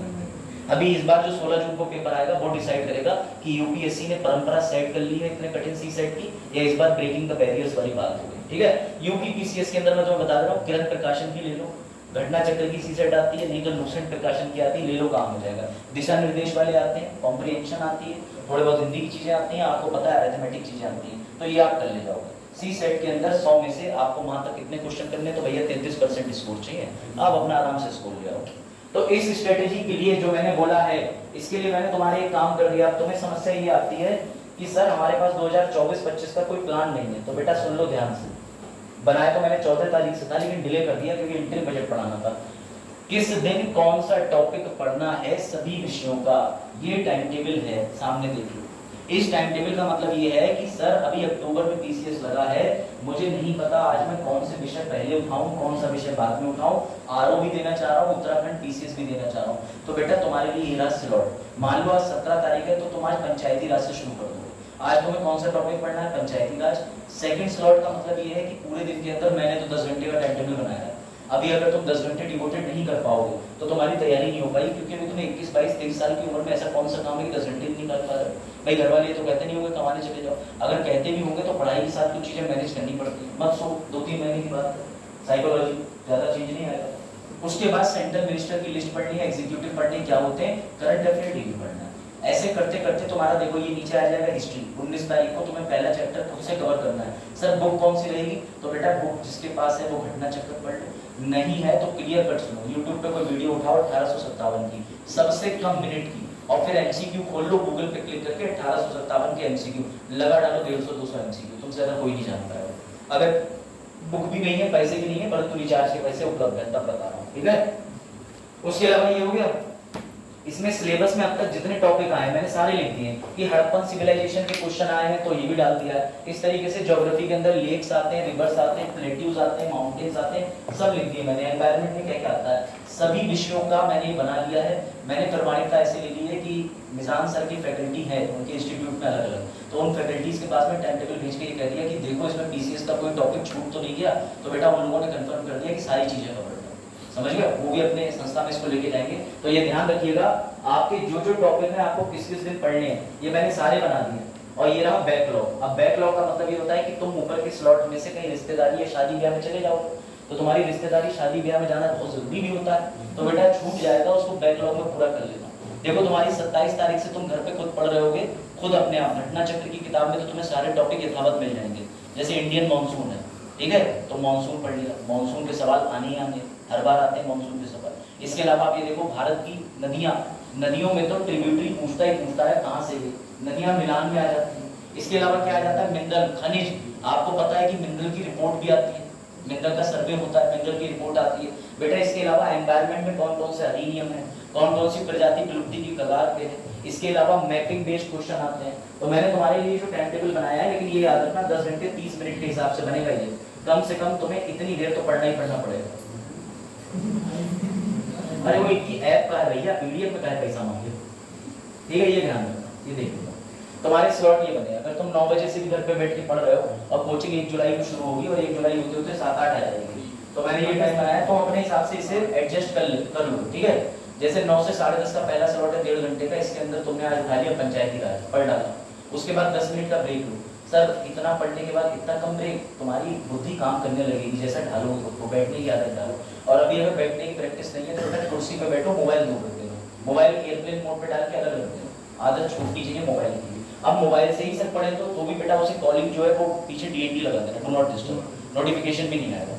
उसके बाद ये समझिएगा 10:40 से 12 बजे तक आप दूसरा स्लॉट ले लें, दूसरा स्लॉट लेने के बाद तीसरा स्लॉट 1 बजे तक हो जाएगा, कोई दिक्कत नहीं। अब अगला 1 से 1.5 का तुम्हारा ब्रेक का टाइम है, इसमें तुम आराम से ब्रेक लेना चाहो तो लो, नहीं लेना चाह रहे हो आधे घंटे मोबाइल चला लो, लेकिन याद रखना दिमाग को जितना थकाओगे उतना थकेगा। मैं तुम्हें खासकर इन चीजों के विषय में बताऊं तो तुम सबसे बढ़िया काम किया करो, कुछ खा लिया करो। एक बिस्किट का पैकेट पैकेट रखो अपने पास, पार्ले जी और एक टाइगर वाला ग्लूकोज खाओ, पानी खूब पीना गर्मी में, वरना फैल जाओ। अरे कोई अच्छा बिस्किट ले लो, प्रीति टाइगर के नाम पे मुंह बनानी है। अरे ब्रिटानिया ले लो भैया, वो आता है गुड डे हार्ट्स आता है, वो ले लो। मॉम्स मैजिक जो है, बिस्किट के बारे में ज्यादा पता है लेकिन सिलेबस के बारे में नहीं पता दुष्टों को, ठीक है। तो बेटा रात कम से कम 11:30 बजे सो। अब इस टाइम टेबल को काट छाट करके तुम 7 घंटे तक पूरा कर सकते हो। अगर तुम चाहो तो, क्योंकि इसमें मैंने वो भी टॉपिक लिखे हैं जो बहुत इजी है, फंडामेंटल लाइक 1.5 घंटे का नहीं है, आधे घंटे में रिवाइज हो जाएगा। तो हाँ पूछो। इसको हिंदी उल्टी, हाँ दोबारा बोलो भैया। नींद, हाँ इनने कबूला तो सही। उसके लिए एक ही बात है कि बेटा उनसे 3 महीने नियमित तौर पे डेली 100 रुपए मांग के देखना, तीसरे दिन कहीं पिलाओ। दुनिया चलती है पैसों पे, रिश्ते चलते हैं पैसों पे। मेरी बात ध्यान रखना, मम्मी पापा तुम्हारा रिश्ता ही पैसों पे चल रहा, 25 साल वो तुम्हें खिला रहे हैं, बाकी 50 साल तुम खिलाओ, तो समझो बात करो। इसलिए थोड़े दिन उनसे कह देना भैया मैं 6 महीने जा रहा हूँ अंडरग्राउंड आईवी कवर ऑपरेशन में, खुद ही देख लेना। जब तुम लौट के आओगे कहेंगे yes this is Pinku my new friend. समझ गए? इस बीच पे ऐसा ना हो कि आलोक के साथ मित्रता हो जाए, तो ध्यान रखें चीजों का। समझ गए? एक तो इंस्टाग्राम पे कॉमन फ्रेंड मिल जाते हैं। चलो भैया इधर आ जाओ, अब देख लो ट्रेंड। इसलिए इन चक्करों में अभी ना पड़ो। बहुत समय जब लवासना पहुंच जाओगे, एकेडमी पहुंच जाओगे, तो मजबूरी पड़ जाएगी कि तुम्हारा पुराना पार्टनर जो बहुत ज्यादा अचीवमेंट नहीं किया, तुम खुद ही उससे कह दोगे। ऐसा बहुत हुआ, लड़कियों के लिए लोग आरोप लगाते हैं, लेकिन भाई देखो महिला सोशल सिक्योरिटी देखती है, उसे पता है कि अब मेरी भी सिक्योरिटी करनी है, हस्बैंड को और बच्चों को भी खिला कमाना है। अब ये ठहरा ऐसा इसे मई कमा खिला रही, तो भैया ऐसे को हर कोई शेड ऑफ कर देता है। ये बात समझने की, बुद्धि की बात बता रहा हूँ, तार्किक। और लड़कों का क्या रहता है, उनके माइंडसेट हमेशा से ही है कि औरतें चूल्हा चौका ही चलाती हैं, तो उनको क्या लगता है इससे तो खिला ही लेंगे। इस वजह से लड़के फिर इस बात को ईगो पे ले जाते हैं कि हम ज्यादा लंबा साथ निभाएंगे। तो साथ निभाना साथी वाली बात नहीं है, दोनों का स्टेटस इक्वल है। तो भैया इसलिए ये तो रिलेशनशिप अपने गोल्स हटा दो, यहाँ से कतई क्लियर कर दो कि अंत तक ट्रेन के आखिरी डिब्बे में बैठे हो दोनों पहुंच जाएंगे। वो धक्का दे देंगे या आप नहीं दे सकते। चलो तो बेटा ये देखो क्या कह रहा है, बिल्कुल सही व्याख्या करिए बेटा। यहाँ महिलाओं की वो बात नहीं हो रही क्योंकि डिसरिस्पेक्ट, यहाँ मैं आपको सत्य बता रहा हूँ। दिल्ली के अंदर ऐसा होता है, दिल्ली के अंदर हर साल जब रिजल्ट आता है 2-3 लोग यूट्यूब पे वीडियो डालते हैं कि उनका हो गया, छोड़ के चले गए। अरे जब उनका हो रहा था तो तुम जूस लेकर के पेपर सेंटर के बाहर खड़े थे 3 घंटे, तुम भी पढ़ लिए होते। चलो देखो भैया, तो नेशनल अफेयर्स के कितने क्वेश्चन आते हैं, तो 2023 के 7 क्वेश्चन आए थे। ये चार्ट देख लेना। अभी जो 2023 का अंतिम पीसीएस का है, तो प्रीलिम्स की परीक्षा के अंदर तुम्हारी बुद्धि अगर थोड़ी चल रही हो तो तुम दिमाग लगाओ कि तुम्हें ज्यादातर करंट अफेयर में कौन सा पोर्शन कवर करना था। सर राष्ट्रीय, अंतर्राष्ट्रीय और इकोनॉमिक अफेयर, इसके अलावा एक नंबर में आता है। स्कीम के लिए मैंने प्रायोजन कर दिया, अभी लेके आया हूं 34 पन्नों की पीडीएफ। कल हम लोग स्कीम्स पढ़ेंगे, उसमें सारी स्कीम्स है। अगर ऐसी स्कीम लिखी गई है हिंदी में कि अगर तुम मेरे अलावा भी पढ़ना चाहोगे तो सारी स्कीम कवर हो जाएगी। ये रहा पूरा का पूरा ब्यौरा कि करंट अफेयर में कौन से टॉपिक महत्वपूर्ण होते हैं। पीडीएफ दे दूंगा, तो टेंशन की बात नहीं। हाँ रात को पढ़ो, कोई दिक्कत नहीं, ये आपके ऊपर है। और ये तो यार इंटरनेट पे खुद ही रिसर्च करी होगी कि ऐसा कुछ नहीं होता कि हम रात में पढ़ रहे हैं तो कम फंसेगा बुद्धि में। देखो गधा गधा ही रहेगा, चाहे वो कितना भी घोड़े की कॉस्ट्यूम पहन ले, घोड़ा घोड़ा ही रहेगा। तो बुद्धि बुद्धि ही रहेगी, उससे कोई फर्क नहीं पड़ेगा। ठीक है, चलो यार बहुत हो गया, ज्ञान रैंडम शुरू करा था। ठीक है, और चीजें भी है, लेकिन आज नहीं, ऑनलाइन क्लास लूंगा मैं, कल उस पर डिस्कस करूंगा। कल एक ऑनलाइन क्लास रख रहा हूँ, ठीक है। तुम लोगों के लिए ऑनलाइन क्लास नहीं रख रहा हूँ, बेसिकली वो क्लास इसलिए रख रहा हूँ, ग्रुप पे बहुत से बच्चे जो है वो सोते रहते हैं, तो ग्रुप पे कई सारे बच्चों को एक इंटरेक्शन दे दिया जाएगा, उन्हें बता दिया जाएगा कि तैयारी हुई। 18 तारीख को बैच खत्म होने के बाद मैं ऑनलाइन जुड़ा रहूंगा, वीकली 3 से 4 बार तुम्हारे सामने उस पर ऑडियो लेक्चर पे आऊंगा और तुम्हें टारगेट देता हूँ, मुझे जुड़े रहना जब तक पीसीएस परीक्षा नहीं हो जाती। अब की बात है डिग्री टीम, तो तुम लोग मेरे हिसाब से मेहनत करो, रिजल्ट लेके आओ, है ना। हमें जरूरत नहीं किसी संस्था की, हम अपने आप फ्री वेंचर कर लेंगे। चलो देखो, तो 17 मई 2024 की बात है भैया, आ जाओ। ये लो सबसे पहली खबर था हिंदू की। अब तुम जरा एक चीज को ध्यान से देखना, इस समय इजराइल का किस देश के साथ में विवाद चल रहा है, समझिएगा। द हिंदू एडिटोरियल की खबर है, ठीक है। इस समय इजराइल का किस देश के साथ विवाद चल रहा है। अभी अंतिम अटैक इजराइल ने जो करा है राफा पट्टी पे करा, लेकिन उससे पहले जवाबी कार्रवाई किसने करी थी 19 तारीख को, तो बेटा इजराइल ने वो भी करी थी। उसके बाद में ईरान ने उनके ऊपर, भाई आपको पता है कि इजराइल ईरान का आपस में चल रहा है, समझिएगा बात। इजराइल ईरान में,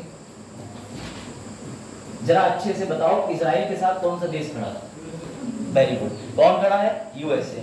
ईरान के साथ कोई देश है सर? अभी हम मान सकते हैं कि ईरान के साथ इसका विरोधी रशिया है, या कह सकते हैं ईरान का साथ देने के लिए और देश हैं। लेकिन आपको ये अच्छे से पता होगा कि अमेरिका की खासियत रही है, जब इंडिया ने पहली बार 18 मई 1974 को परमाणु परीक्षण करने का प्रयास किया था, हालांकि हम विफल हो गए थे, हमने पूरा अच्छे से प्रयास करा, लेकिन यूरेनियम कनाडा वाला कमजोर था, तगड़ा वाला यूरेनियम नहीं लगा पाए थे। तो बेटा 18 मई को याद रखिएगा, हम पर अमेरिका ने कौन से बैन लगा दिए थे? CTBT, NPT.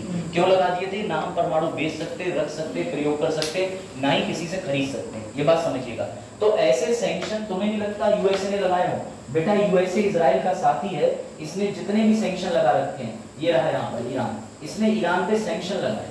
सैंक्शन ये लगाए हैं कि अमेरिका का क्लियर कट रहता है कि अगर तुम रशिया के दोस्त हो, अगर तुम ईरान के दोस्त हो, तो हम तुम्हें किसी भी तरीके की कभी भी भविष्य में साझेदारी नहीं करेंगे। अच्छा, इंडिया का क्या है? इंडिया न्यूट्रल पोजीशन स्टैंड करता है। इंडिया को ये पता है कि यार मैं ईरान से क्यों बिगाड़ूं, इंडिया को पता है मैं रशिया से क्यों बिगाड़ूं, तो इंडिया कभी खुल के समर्थन तो नहीं करता, लेकिन खुल के अपोज भी नहीं करता। इंडिया की छवि जो है वो बतौर न्यूट्रल है। आप समझिएगा दिक्कत क्या आ रही है। इंडिया बना रही है यहाँ से कांडला वाले से पोर्ट से, ठीक है, इस कांडला पोर्ट से चाबहार पोर्ट बनाया जा रहा है। क्यों बनाया जा रहा है? क्योंकि पाकिस्तान तो आपको पता ही है कि किस तरीके का देश है, कभी इंडिया का साथ देगा क्या? कभी नहीं देगा। पाकिस्तान से अफगानिस्तान लगा हुआ है, अफगानिस्तान तक हम जाएंगे तो मजबूरी ये है कि स्थल मार्ग से जाने के लिए पाकिस्तान को पार करना पड़ेगा। तो बेटा इंडिया कुछ भी करने की सोचती है, पाकिस्तान बीच में आ जाता है। तो इंडिया ने इसका एक विकल्प निकाला। वो क्या विकल्प निकाला बेटा? कि इंडिया ने समुद्री मार्ग स्थापित करना है, उसके अंदर अपने कांडला पोर्ट से लेकर के जो रूट जोड़ रहा है वो चाबहार पोर्ट जोड़ रहा है ईरान। ईरान के अंदर सिर्फ इतना ही, चाबहार पोर्ट से उतरने के बाद रेल लाइन डाली जाएगी, रेल लाइन से डायरेक्ट अफगानिस्तान तक भी जुड़ जाएंगे, ईरान तक भी जुड़ जाएंगे, सेंट्रल एशिया तक भी जुड़ जाएंगे। मेरी बात समझना ध्यान से। अब प्रॉब्लम ये है, सबसे बढ़िया चीज, यूएसए ने लगा रखा है ईरान पे बैन और सैंक्शन। वो ये कह रहा है जो भी देश ईरान का साथ देगा वो मेरा विरोधी हो जाएगा। तो सवाल ये है, एडिटोरियल ये पूछता है, तो फिर जो भारत चाबहार पोर्ट बना रहा है, क्या होगा इस प्रोजेक्ट का? क्या कल को यूएसए इस प्रोजेक्ट को लेकर इंडिया से आपत्ति उठाएगा? क्या ये प्रोजेक्ट बीच में रुक जाएगा? क्या होगा इस प्रोजेक्ट का? बताओ क्या लगता है? सोचने की बात है ना, बताइए क्या लगता है। हाँ, जबकि एक परियोजना और चल रही है, मैंने आपको पढ़ाई की है, तापी, याद है? इंडिया, पाकिस्तान, अफगानिस्तान, तुर्कमेनिस्तान, यहाँ से हम प्राकृतिक गैस निकालेंगे। तो मेरे जरा इस प्रश्न का जवाब दीजिए, आपको क्या लगता है कि चाबहार पोर्ट को लेकर के क्या अमेरिका इंडिया पे सैंक्शन लगाएगा? तो बेटा ऐसी ही चिंता भारत के राजदूत को हुई। भारत के राजदूत ने अमेरिका से इसका उत्तर मांगा है। उन्होंने प्रश्न उठाया कि हम जो चाबहार पोर्ट बना रहे हैं इस पे आप अपनी राय व्यक्त कीजिए कि आपकी क्या प्रतिक्रिया है। अभी अमेरिका ने कोई प्रतिक्रिया नहीं दी है। बता दूं कि अमेरिका इन मामलों में लिबरल है। अमेरिका ने 2018 में कई प्रकार की छूट दे रखी थी भारत को, भले ही उसने ईरान पे कई सारे प्रतिबंध लगा रखे थे, लेकिन इंडिया से कह रखा था कि तुम इस छूट के भागीदारी बन सकते हो। पर दो ही मामले में वो जो छूट देता है ना बेटा, ऐसे नहीं देता है। अमेरिका ने पूर्व में हमें ईरान के प्रति अगर छूट दी थी बेटा, तो वो दो कारणों पे दी थी। पहला, अगर आप कोई मानवीय सहायता करना चाहते हो, मानवीय सहायता मतलब ईरान के अंदर हॉस्पिटल, मार्ग को बढ़ाना, स्कूल खोलना चाहते हो, तो हमारे सैंक्शन तुम पे लागू नहीं होंगे। दूसरा, अगर तुम बगल में अफगानिस्तान है, वहां पे भी इंसानियत के नाते कुछ मानवीय आधार पे करना चाहते हो तो तुम्हें छूट है। तो मुझे पक्का लग रहा है कि अमेरिका इस बार भी हमारे कोई सैंक्शन की आपत्ति नहीं उठाएगी। इसमें चाबहार पोर्ट जो बनना है उसमें ईरान का भी पैसा लगेगा, हमारा भी लगेगा, याद रखिएगा। लेकिन इसमें एक चीज इंडिया की बहुत अच्छी बेटा वैश्विक नीति है कि इसी रूट पर हम अपने गश्ती जहाज भेजेंगे तो कहीं ना कहीं इंडिया की पेट्रोलिंग बढ़ेगी, सीमाएं बढ़ेंगी और पाकिस्तान को समुद्री मार्ग में ज्यादा अच्छे से घेर पाएंगे। अभी भी घेर के चलो, ये ध्यान रखना, ठीक है। तो भारत की बड़ी कूटनीति की सफलता मानी गई है। अब देखते हैं आगे क्या होता है, ये ध्यान रखिए। चलो भाई, अभी तक सबसे इंपॉर्टेंट चीज होती है, इस साल 2024 के अंदर इतना बुरा युग गया है कि हमने वो सब होते हुए देख लिया जो नहीं देखना चाहिए था। सब कैसे? क्योंकि आपको पता है कि कुछ भी हो जाता था, दूतावास पे हमला नहीं किया जाता था। दूतावास का मतलब समझते हो? एम्बेसी। अगर अभी हम चीन से युद्ध पे चले जाएं तो भारत के अंदर चाणक्यपुरी, दिल्ली में है जगह, उस जगह पर चाइना से आए हुए जू बैठे हुए। जू का मतलब क्या? चाइना से आए हुए भेजे हुए यहाँ पर राजदूत। क्या तुम उस राजदूत के परिवार को किडनैप कर लोगे, रख लोगे, उसको परेशान करोगे? सर नहीं करना चाहिए, वो तो चीन से अपनी नौकरी निभाने आया है। तो बेटा इस बार ऐसी घटनाएं भी देखी गई। सबसे पहले तो ये हरकत करी थी इजराइल ने। बताओ बेटा, इजराइल ने किस दूतावास को उड़ा दिया था? कहाँ उड़ा दिया था? Very good, very good. जो लोग डेमेस्कस और सीरिया कह रहे हैं, वेरी गुड। सीरिया की राजधानी डेमेस्कस है। यहाँ पर आपको पता होना चाहिए कि क्या हुआ था। तो ईरान के दूतावास क्षेत्र के एवं उनकी आर्मी के 2 बड़े अधिकारी थे जो इसके अंदर बैठे हुए थे, और ये इन्होंने क्या करा, इजराइल ने हैप्पी बर्थडे, तो बस सीधे अपनी मिसाइलें गिराई, काम हो गया। तो बेटा उसके बदले में इन्होंने करा। दूसरा एक और दूतावास का हम लोगों ने इस बार घटना देखी थी, कहाँ की देखी थी बताओ जरा, नॉर्थ अमेरिका की, साउथ अमेरिका की, हाँ कहाँ की, मैक्सिको और इक्वाडोर। यहाँ पर हमने ये देखा था कि मैक्सिको ने इक्वाडोर ने अपने ही देश में मैक्सिको के दूतावास के अंदर इक्वाडोर के पूर्व राष्ट्रपति को पकड़ लिया था। मतलब भारत ने अमेरिका एम्बेसी जो भारत में बनी हुई है, अब इंडिया वाले अगर उस अमेरिका एम्बेसी में जाएं तो वो वहाँ किसी को अरेस्ट नहीं कर सकते। सर वहाँ पे कोई भी ऐसा इंडिया का टेररिस्ट भी बैठा हो तब भी नहीं, पहले हमें अमेरिका से अनुमति लेनी पड़ेगी, अमेरिका सरेंडर कर पाएगी। लेकिन ऐसे क्या हुआ, इक्वाडोर की जो एम्बेसी थी इक्वाडोर के अंदर, वहाँ पर मैक्सिको के लोग रह रहे थे, तो तुम्हें अरेस्ट करना था तो तुम भैया मैक्सिको वाले से लेते, भले ही आदमी जो है वो तुम्हारे देश का ही था। तो ये जबरदस्ती घुस गए, इन्होंने अपने पूर्व राष्ट्रपति को पकड़ लिया। इस बात को लेकर के अंतर्राष्ट्रीय निंदा हो गई। अब तीसरी एक और चीज आ गई, बेटा एक भारतीय थे, इनका नाम था वैभव अनिल। ये क्या कर रहे थे, ये पूर्व रिटायर थे मिलिट्री से, और संयुक्त राष्ट्र में नौकरियां निकलती हैं, तो संयुक्त राष्ट्र में स्पेशली ये क्या कर रहे थे, काम कर रहे थे उनके सुरक्षा दल में। अब हुआ ये राफा पट्टी के पास में संयुक्त राष्ट्र की गाड़ियां घूमती हैं, सभी जगहों पे उनके ऑफिस होते हैं। तो यहाँ देखोगे तो यहाँ वर्ल्ड हेल्थ ऑर्गेनाइजेशन की भी पीलीभीत में गाड़ी घूमती है, WHO की, यहाँ भी संस्था के लोग एक्टिव रहते हैं। तो बेटा ये जो गाड़ी घूमती है ऐसी वैसी नहीं घूमती, इसको नीले सफेद रंग से पोता हुआ होता है, यानी कलर करा हुआ। इस गाड़ी पे कभी कोई अटैक नहीं करा जाता, ये वॉर युद्धों के खिलाफ है, कोई भी संयुक्त राष्ट्र में हमला नहीं करता। लेकिन यही नहीं पता चल पाया कि किसने हमला करा यूएन की गाड़ी पे, जब ये राफा पट्टी पे पहुंचे कि इजराइल ने अटैक करा, कि भैया ईरान ने करा, कि क्या कर दिया, लेकिन गाड़ी पे हमला हुआ और हमले में इनकी मृत्यु हो। तो ये बड़ा दुख की बात है, पहली बार ऐसा हुआ है कि किसी ने संयुक्त राष्ट्र के किसी व्यक्ति को मार दिया। और दुख की बात तो ये है कि ये भारतीय थे, और उससे बड़ी दुख की बात ये है बेटा कि ये भी क्लियर नहीं हो पा रहा है कि मारा किसने, कम से कम निंदा तो करते। तो इस वजह से वैश्विक तौर पर सभी राज्यों ने या सभी राष्ट्रों ने अपील करी है कि यूएन का कोई भी व्यक्ति ना मारा जाए, क्योंकि ये तो सहायता करने के लिहाज से जाते हैं, न्यूट्रल रहते हैं। हाँ पूछो। यूएन ये UNDSS यानी कि यूएन, इसके अलावा आप कह सकते हैं United nation development security services, SS, ठीक है। अब बताओ ये उसी के स्टाफ थे। तो अभी स्पष्ट नहीं है कि हमला किसने किया, ये ध्यान रखना।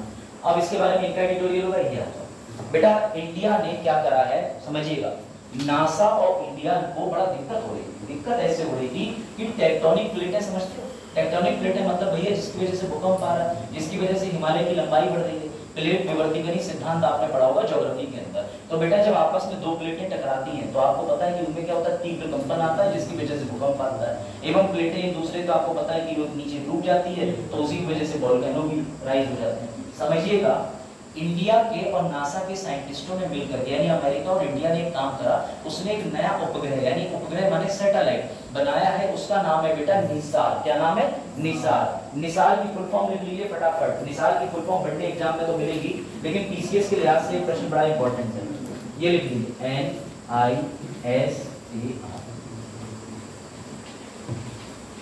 ये सारे एडिटोरियल से बनने एग्जाम तक के भी क्वेश्चन बन जाएंगे अगर आप थोड़े से चेत रहे, ठीक है। निसार के बारे में लिख लीजिए NASA ISRO synthetic aperture radar. बेटा इसके अंदर 2 बैंड लगेंगे। बैंड क्यों काम आते हैं सर? फ्रीक्वेंसी के लिए। आपके जो एफएम आप इस्तेमाल करते होंगे तो एफएम के अंदर बैंड होता था 90 हर्ट्ज, 120 हर्ट्ज। कुछ पता है कोई एफएम वाला है?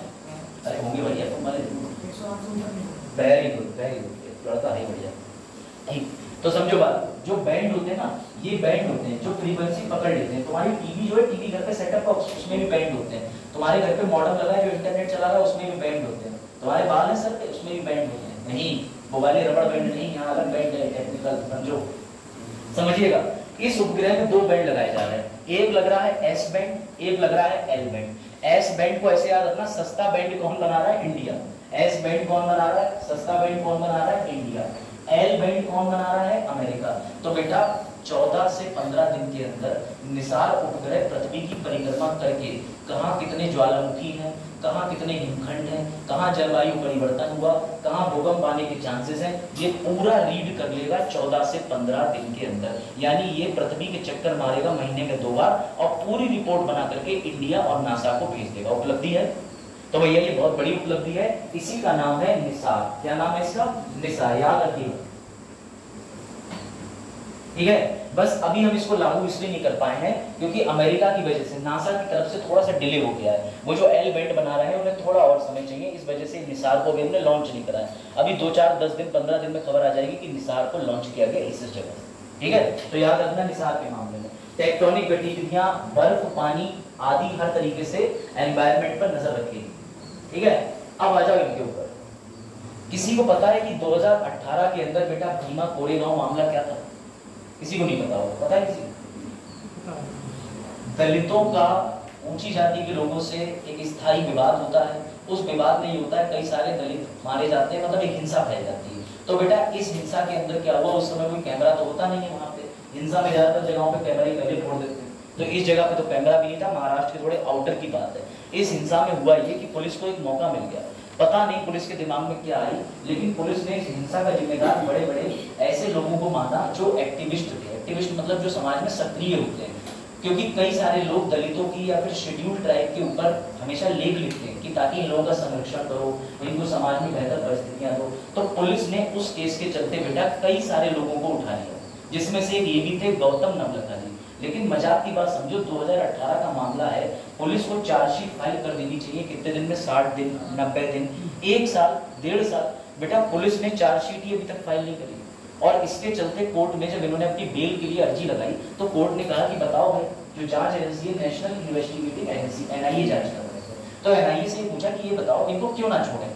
तो NIA ने कहा सर ये बहुत सातिर अपराधी हैं, आप नहीं समझ रहे हैं, निकल जाएंगे। बोले एक तो वो आदमी 72 साल का बेचारा बुजुर्ग, बोले उसे इस समय जरूरत है केयर और आराम की, और तुम कह रहे हो कि वो गवाहों को टेम्पर कर देगा। चलो दिखाओ क्या साक्ष्य, मुकदमा तेजी से चलाओ। तो ना तो तुमने साक्ष्य पेश किए, ना तो तुमने चार्जशीट पेश करी, ना तो तुम मुकदमा तेजी से चला रहे हो। तो इस बात को लेकर के सुप्रीम कोर्ट ने NIA की इन्वेस्टिगेशन के ऊपर भी संदिग्धता जताते हुए इनको रिहाई दी। अभी इनको बेल दी गई, इनको इस मामले में बेटा बेल मिल गई। सभी जितने भी इसके अंदर और पूर्व में बनते हैं उन सभी को बेल मिल गई है। इसलिए एक बात ध्यान समझना, यही बात आपने केजरीवाल जी के केस में देखी होगी।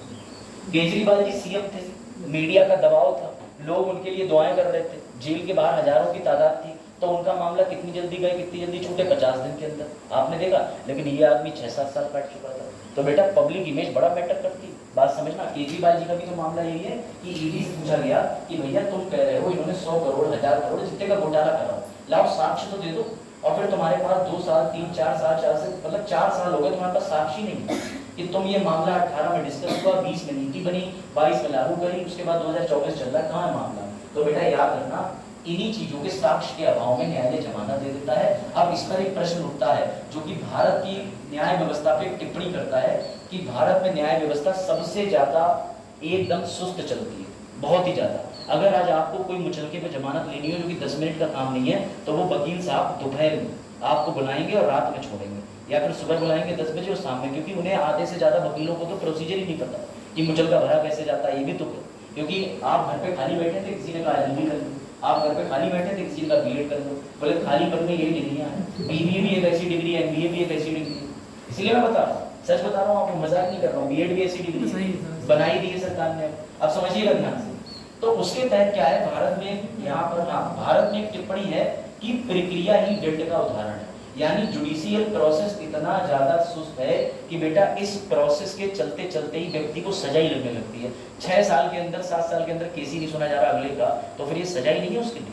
और आपने देखा था कि राजीव गांधी जी के हत्यारों को सुप्रीम कोर्ट ने त्वरित एक्शन लेते हुए तुरंत छोड़ दिया था, क्योंकि कम से कम 1991 से 2024 के अंदर अभी तक तमिलनाडु के और आपके जो वर्तमान राष्ट्रपति हैं, इन लोगों ने इसी तरीके से उनकी याचिका पर सुनवाई नहीं करी थी। आपको पता है अनुच्छेद 72 में राष्ट्रपति के पास क्षमा याचना का अधिकार होता है, अनुच्छेद 161 में राज्यपाल के पास, लेकिन इन दोनों की कोई तय समय सीमा नहीं है कि 1 महीना 2 महीना में क्षमा याचना दे दो, लेकिन 1 साल 2 साल 3 साल। मैं हमेशा एग्जाम्पल देता हूँ, तुम IAS का प्रीलिम्स का पेपर दिया है, रिजल्ट आ जाए तुम्हारा महीने 2 महीने 3 महीने तो ठीक है, 3 साल 4 साल 5 साल 6 साल 8 साल तो क्या करोगे तुम? बच्चे को दिलवाओगे IAS का पेपर? समझिए बात, समझिएगा, वापस आ जाइए। अब आज बात हुई है मेरी तुम्हारी सबकी फेवरेट बहन की। अगला एडिटोरियल तो सबसे कर्मठी, सबसे जुझारू, सबसे ज्यादा मेहनती, सबसे ज्यादा ईमानदार, 2 बजे तक लंच ना करने वाली बैंक, लंच के दौरान पैसा वितरण करने वाली बैंक, पराठे में जो तेल होता है उसको हाथ में लेके नोट गिनने वाली बैंक, एवं बुजुर्गों से सम्मान से बात करने वाली बैंक, युवाओं के प्रति बहुत ही ज्यादा सहनशीलता वाली बैंक, हर घर तक जिसका खाता है वो वाली बैंक। ऐसे तो बेटा समझिएगा, ऐसी जुझारू, कर्मठी, ईमानदार बैंक का नाम है स्टेट बैंक ऑफ इंडिया। इन्होंने विज्ञापन निकाला जिसके अंदर सेलिब्रिटी हीरो आके कह रहे हैं, पता है अक्षय कुमार मेरी बैंक कौन सी? क्या मतलब तुम्हारी बैंक कौन सी? 15 लाख तो आया नहीं है? धोनी, हाँ धोनी भी सही, बिल्कुल देखा। ये बता देना अनुच्छेद 52 क्या कहता है? हाँ बहुत है, धोनी देखा इधर। तो बेटा समझिएगा, अब स्टेट बैंक ऑफ इंडिया का तो मैंने फोटो इसलिए लगाया है, समझिएगा कि ये बैंकें जो है तुम्हें इतना रगड़ देंगी कि तुम्हारा बैंकिंग सिस्टम से विश्वास उठ जाएगा।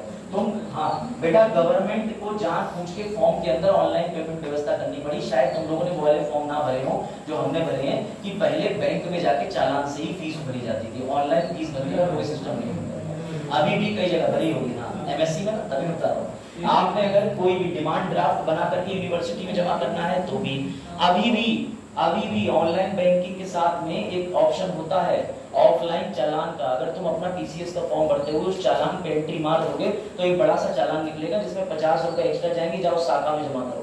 कुछ लोग होते हैं ना पुराने, ऑनलाइन फ्रॉड हो जाएगा, ये हो जाएगा, तो भैया मेरे शाखा में चले जाओ जमा करो। फिर एसबीआई को अपना असली चरित्र और चेहरा दिखाई, तो क्या हमेशा इलायची रहती है, इलायची, ठीक है, जिसका विज्ञापन जो है प्रचार करते हैं सेलिब्रिटी। इलायची कौन मसाला कह रहा है? असली मसाले सिर्फ केरला वाले बनाते हैं, समझिएगा। तो ये कहा गया बेटा सरकारी बैंकों को हो गई है टेंशन, सरकारी बैंकों को टेंशन इस बात की हो गई है कि सरकारी बैंकों के पास में बिजनेस कम हो गया है। कैसे? तो बेटा आंकड़े ये कहते हैं कि 2020 में बैंकों के पास 63.7% काम था। अब कितना काम रह गया? 58%। ये काम छीन के कौन ले जा रहा है? तो रातों रात axis bank, HDFC bank, ICICI bank, ये सभी निजी बैंकें आपके फोन पे सहायता कर देती है। अगर आपको अपने ये खाते का एड्रेस बदलवाना है तो पहले तो एसबीआई का टोल फ्री नंबर पे आप 9 बार तो अनसेंड बटन दबा के कस्टमर केयर से कनेक्ट हो, फिर वो कह देगा कि हम कुछ देर आपकी कॉल होल्ड पे रख सकते हैं, फिर ये घंटा निकलेगा। खुद का एक्सपीरियंस है मेरा। और कहीं धोखे धाके से अगर आपने उससे कह दिया कि हमारी जो है भैया अपने सीनियर से बात कराइए, तो आपकी कॉल बिजी जाएगी, दंड से कट जाएगी। अब दोबारा बहुत हिम्मत चाहिए कि आप 1 घंटे का कॉल लगाओ, फिर वो ऊपर से ब्लैक लिस्ट में डाल देते हैं, आपकी कॉल बिजी बताएगी उनके नंबर, ये भी होता है। तो ऐसी कर्मठी बैंकों के साथ में व्यवहार खराब होगा कि नहीं होगा? तो कस्टमर ने ज्यादातर अपने खाते, ज्यादातर लोन, ज्यादातर जितनी भी चीजें करना शुरू कर दी बेटा प्राइवेट बैंक से शुरू कर दी। इसी पे ये है कि कुल बैंकें जो लोगों को ऋण बांट रही थी उसमें बहुत भारी गिरावट देखने को मिली है और ये गिरावट जारी रहेगी। तुम कभी निजी बैंक चले जाना, निजी बैंक में तुम्हें भीड़ ही नहीं मिलेगी, एसी चल रही होगी, पानी ले आएंगे, गेट कीपर भी सम्मान से खोलेगा। और अगर तुम कहीं और ज्यादा पैसे रखने वाले अच्छे खाता धारक हो तो फिर तो तुम्हारे लिए कॉफी भी पूछ लेगा मैनेजर, ठीक है। लेकिन चरण का दुख है, चरण बोले सर मैं 1 करोड़ रुपए जमा करने का, तब भी बोले बाहर खड़े हो जाओ, देखा नहीं तो जो अब आज ध्यान रखिएगा, ठीक है। तो याद रखिएगा बैंकों ने वापस से सुधार करा है। अब ये बैंकें अपना प्रचार कर रही हैं और बैंकों ने एमएसएमई सेक्टर के साथ मिलकर के छोटे लोनों की व्यवस्था करी, माइक्रो स्मॉल पता है मीडियम लोन्स की व्यवस्था कर रहे हैं। तो बेटा इस पे एक टिप्पणी आई है कि सरकारी बैंकों की अगर हालत खस्ता हो गई तो ये राष्ट्र के लिए चुनौती है, क्योंकि ज्यादातर लोग अपने धन सिक्योरिटी को लेकर प्राइवेट की ओर जाना ज्यादा पसंद कर रहे हैं। और वैसे भी देश में प्राइवेटाइजेशन आ ही जाना चाहिए, मुझे तो ऐसा ही लगता है, ठीक है भाई। ये लो अगली खबर,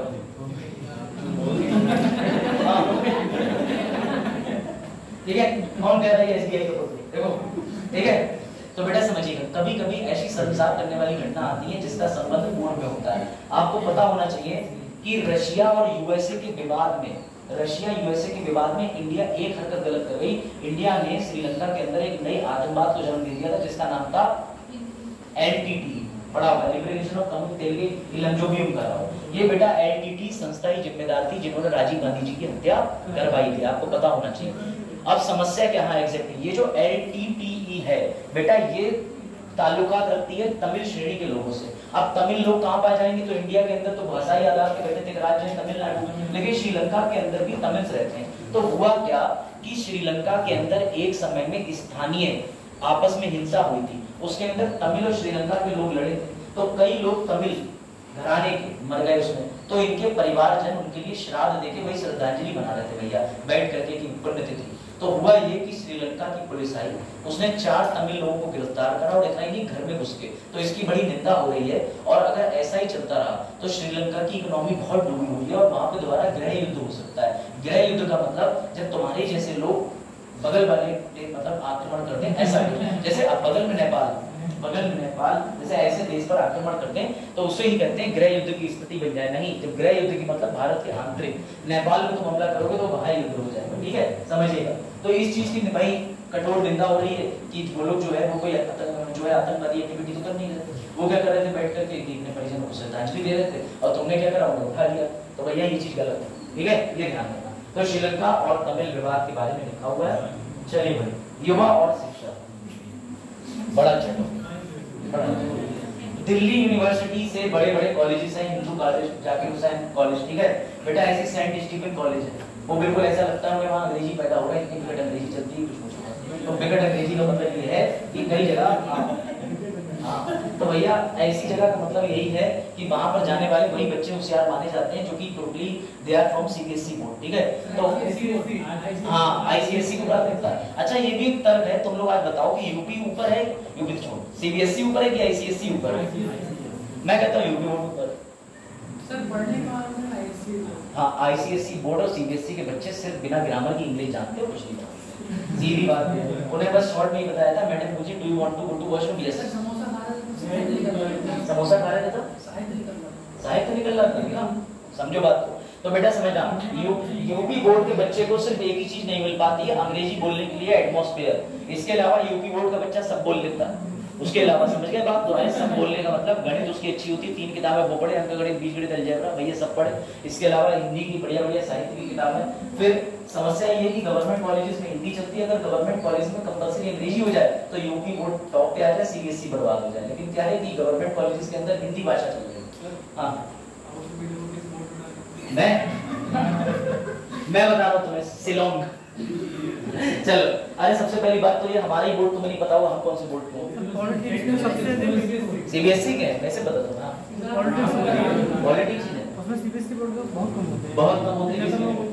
कोई बिना तो उठा लो, मोदी उठा लो, अमित शाह उठा लो, कोई है ही नहीं। ना ना ना, ये बात तो सही कह रहे, कोई सीबीएसई तो याद रखना, सीबीएसई की स्थिति बड़ा दयनीय हो चुकी है।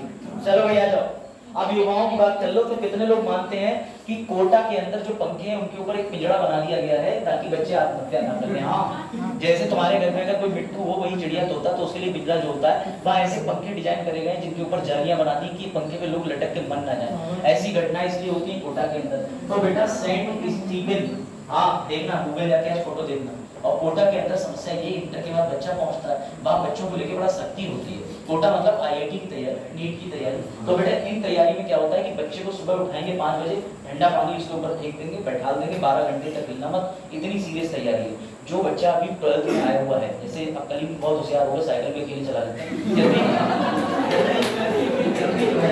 जल्दी 12th का बच्चा जो होता है वो समाज में बहुत दबा हुआ होता है। मतलब कहने का ये है कि वो उसके अंदर क्रिएटिव विचार ज्यादा होते हैं, लेकिन कहने का मतलब ये कि वो भी इतना मैच्योर नहीं हुआ होता। अब इनको हम भेज दें कोटा की जेल, उसके बाद जो है 12 घंटे बेचारा लग के मेहनत कर रहा है, तो मानसिक तनाव तो आएगा। क्योंकि ऐसे में यही एज होती है जब बच्चे भैया गेम खेलते हैं, ठीक है, दूसरों की लाइफ से खेलते हैं, मतलब दूसरों के इंस्टाग्राम पर चलाते हैं, ठीक है, यही बता रहा हूँ सत्य। तो मैं आजकल, अरे आपने पढ़ा नहीं था ड्रेसिंग रूम वाला केस एक चला था, कौन सा केस था बोल गया मैं, बॉयज वाला करके, बॉयज चेंजिंग रूम केस नहीं पढ़ा था आप लोगों ने? इंस्टाग्राम पे बड़ा वायरल हुआ था, उसमें लड़कों और लड़कियों की चैट ओपन हो गई थी कि किस तरीके के इंटर कॉलेज वाले जो बच्चे हैं आपस में एक पार्टीज ऑर्गेनाइज करते हैं, उसके अंदर बहुत सारी चीजें होती है, पढ़ना है, ठीक है, बॉयज चेंजिंग रूम के साथ जरूर पढ़ना, मजा आ जाएगा। हाँ, पुराने मतलब 2017-18 की बात होगी। तो बेटा ये देखना, सेंट स्टीफन के जो भैया प्रोफेसर साहब हैं, वहाँ के मेन एचओडी प्रिंसिपल साहब, तो इनका एक बयान आया है कि कैसे इन आत्महत्याओं को रोका जाए। तो पहले तुम इनकी टिप्पणी सुनो, उसके बाद बात करेंगे।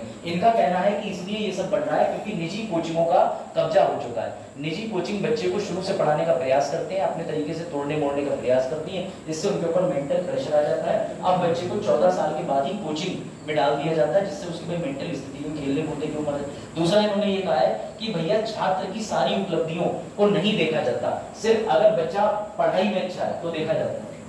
ये बात समझिएगा।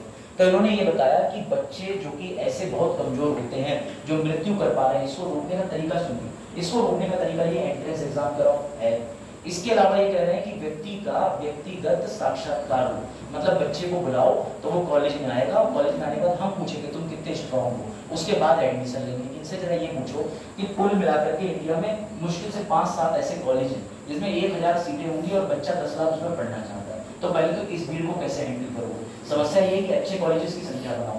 एमबीबीआर टॉप की यूनिवर्सिटी बन जाए तो तुम ड्यू जाओगे क्या? पर यहाँ पढ़ाई नहीं होती। प्रोफेसर साहब कह रहे हैं अरे आओ तो आ जाओ, नहीं आओ तो चले जाओ, जाना है जाओ। खुल के बता रहा हूँ, एमजेपीआर के अंदर मैं खुद पढ़ा हूँ, टीचर मुझसे पूछता था क्यों आकर पढ़ने, मैंने क्यों 90,000 तो समझो बात, समझिएगा चीजों को। तो बेटा इसमें सबसे बड़ी बात है अच्छे कॉलेजेस की लिस्ट बढ़नी चाहिए। दूसरा, इनसे ये पूछो बाबूजी से कि अगर 10 लाख बच्चों ने आवेदन कर दिए और एंट्रेंस में 1.5-2 लाख बच्चे अप्लाई करके आ गए तो तुम कितने वर्षों में साक्षात्कार पूरा कर पाओगे? आज अस्मित का साक्षात्कार ही एब्सेंट हो गया, कल किसी और का लगाया, कितनी देर चलेगा साक्षात्कार? और बच्चे साक्षात्कार में बहुत नर्वस हो जाते हैं, वो और जल्दी कोई ना कोई प्रयास कर लेंगे, पता चला हार्ट फेल हो गया, वैसी वैक्सीन के बाद में ज्यादा चांस। ठीक है, तो बेटा ध्यान रखना, इनकी जो एडवाइस है सारी बातें अच्छी हैं, लेकिन साक्षात्कार वाली बात मेरे समझ में नहीं आई, किसी की भी समझ में नहीं आई। लो ये आगे आर्टिकल, भारत के साथ 2016-17 के बाद ऐसा हुआ है कि भारत के मानव अधिकार की अंतर्राष्ट्रीय छवि की ऐसी की तैसी हुई। वो कैसे हो गई? क्योंकि भैया एक संस्था है जिसका नाम है global alliance for national human right institute. ये जो गनहरी संस्था है बेटा, ये अंतर्राष्ट्रीय संस्था के अंदर सभी देश हैं। इन देशों का एक काम है कि दूसरे देशों में मानवीय गतिविधियां चेक करना कि अत्याचार हो रहा है, न्यूज रिपोर्ट को दबाया जा रहा है, सरकारें क्या कर रही है। तो इस बार 2023-24 में क्या कह रहे हैं? ये कह रहे हैं कि भारत की रैंकिंग हम गिरा रहे हैं। अब तक भारत को हमेशा ए रैंकिंग मिलती है, सिर्फ 2016 में एक बार ऐसा हुआ कि उसकी ए रैंकिंग को खत्म करने वाले थे लोग, तो इन्होंने 1 साल का टाइम दिया था, फिर भारत ने रैंकिंग में सुधार किया, 2017 में वापस से रैंकिंग ए दे दी। अब भी ये पार्शियलिटी कर रहे हैं, मैं तो कह रहा हूँ रैंकिंग दे देनी चाहिए, क्यों देर लगा रहे हो? अब इन्होंने जानबूझ के इस रैंकिंग को सितंबर तक खींच दिया, कह रहे हैं हम अभी भी देंगे, इंडिया को मौका दे रहे हैं। और उल्टा इन्होंने इंडिया के अंदर नेशनल ह्यूमन राइट कमीशन के समय अध्यक्ष कौन है? अरुण मिश्रा, उनके ऊपर भी आरोप लगाए। बोले भैया जब से इनकी नियुक्ति हुई है तब से उन्होंने नेशनल ह्यूमन राइट में कौन सा ठोस कदम उठाया जरा ये बताओ। तो बेटा इस तरीके से विवाद इस समय चल रहा है। तो गनहरी जो संस्था है, याद रखिएगा, ये मानकों पर काम करती है। 6 मानक है, यानी स्वतंत्रता की गारंटी, सबकी भागीदारी, सबका साथ, सबका विकास, सबका विश्वास, सबका अधिकार। तो इस तरीके की गारंटी की बात होती है। और सबसे बड़ी बात, भारत में नेशनल ह्यूमन राइट कमीशन की नियुक्ति में ना पीएम को होना चाहिए, ना राष्ट्रपति को होना चाहिए, ना विपक्ष के मंत्री को होना चाहिए, क्योंकि पेरिस समझौता कहता है कि उसकी नियुक्ति बिल्कुल एक अलग से आयोग करेगा, उसमें कोई भी हस्तक्षेप सरकार का ना हो। लेकिन भारत के अंदर नियुक्ति कौन करता है? पीएम साहब, लीडर ऑफ अपोजिशन, उसके अलावा भैया अपने मोटा भाई, समझ गए? तो ये सब लोग जब नियुक्ति करते हैं तो बेटा जाहिर सी बात है छवि पे तो प्रश्न चिन्ह उठेगा। तो इसलिए गनहरी ने इंडिया की रैंकिंग को सुधार का तो नहीं पता, लेकिन अपनी रैंकिंग डाल दी। इंडिया में बहुत बड़े बात है, इंडिया कह रहा है हमारी रैंकिंग खराब करो, हम ठीक 3 महीने बाद रिव्यू के लिए चले जाएंगे। रिव्यू का मतलब जैसे अपील में जाते हैं, कह रहे फिर हम अपील डाल देंगे, कारण बताओ हमारी रैंकिंग क्यों खराब है? अरे नहीं बोलने दे रहे पत्रकारों को, बोल ठीक है। तो चलो भैया, कितने लोग मानते हैं कि टीबी बीमारी जो है वो सिर्फ फेफड़ों से संबंधित है? अब तो कतई नहीं मानते सब ये लोग। तो टीबी बीमारी जो है वो सिर्फ फेफड़ों में नहीं होती, आंखों में, मुंह में, बालों में, सिर में। भैया इनका मन नहीं चल रहा, वरना ये पता नहीं कहाँ दिखा देते, सारे बॉडी ऑर्गन इन्हें दिखा दिए कि हर जगह टीबी हो सकती है। ज्यादातर केस में डॉक्टर के पास कोई तरीका नहीं है टीबी को डायग्नोसिस करने का, और अन्य जगहों पर टीबी पकड़ में नहीं आती, जो कि ज्यादा हानिकारक है। भारत ने 2025 तक टीबी हटाने का लक्ष्य रखा है। 3.2 लाख लोग हर साल टीबी से मर जाते हैं। 25 लाख का आंकड़ा था, लोग निकले 27.5 लाख टीबी के मरीज। लोग बढ़ गए, और इसकी खबर कैसे मिली थी? तो गवर्नमेंट ने बताया था कि प्राइवेट अस्पताल और सरकारी अस्पतालों में टीबी के जितने रोगी हैं, हमने उन सबकी डिटेल निकाली, उससे हमें पता चला। तो याद रखिएगा कि टीबी के मामले मस्तिष्क, पेट, आंख आदि में भी टीबी रोग हो सकता है। ध्यान रखिए भैया, टीबी कम देखें। चलेंगे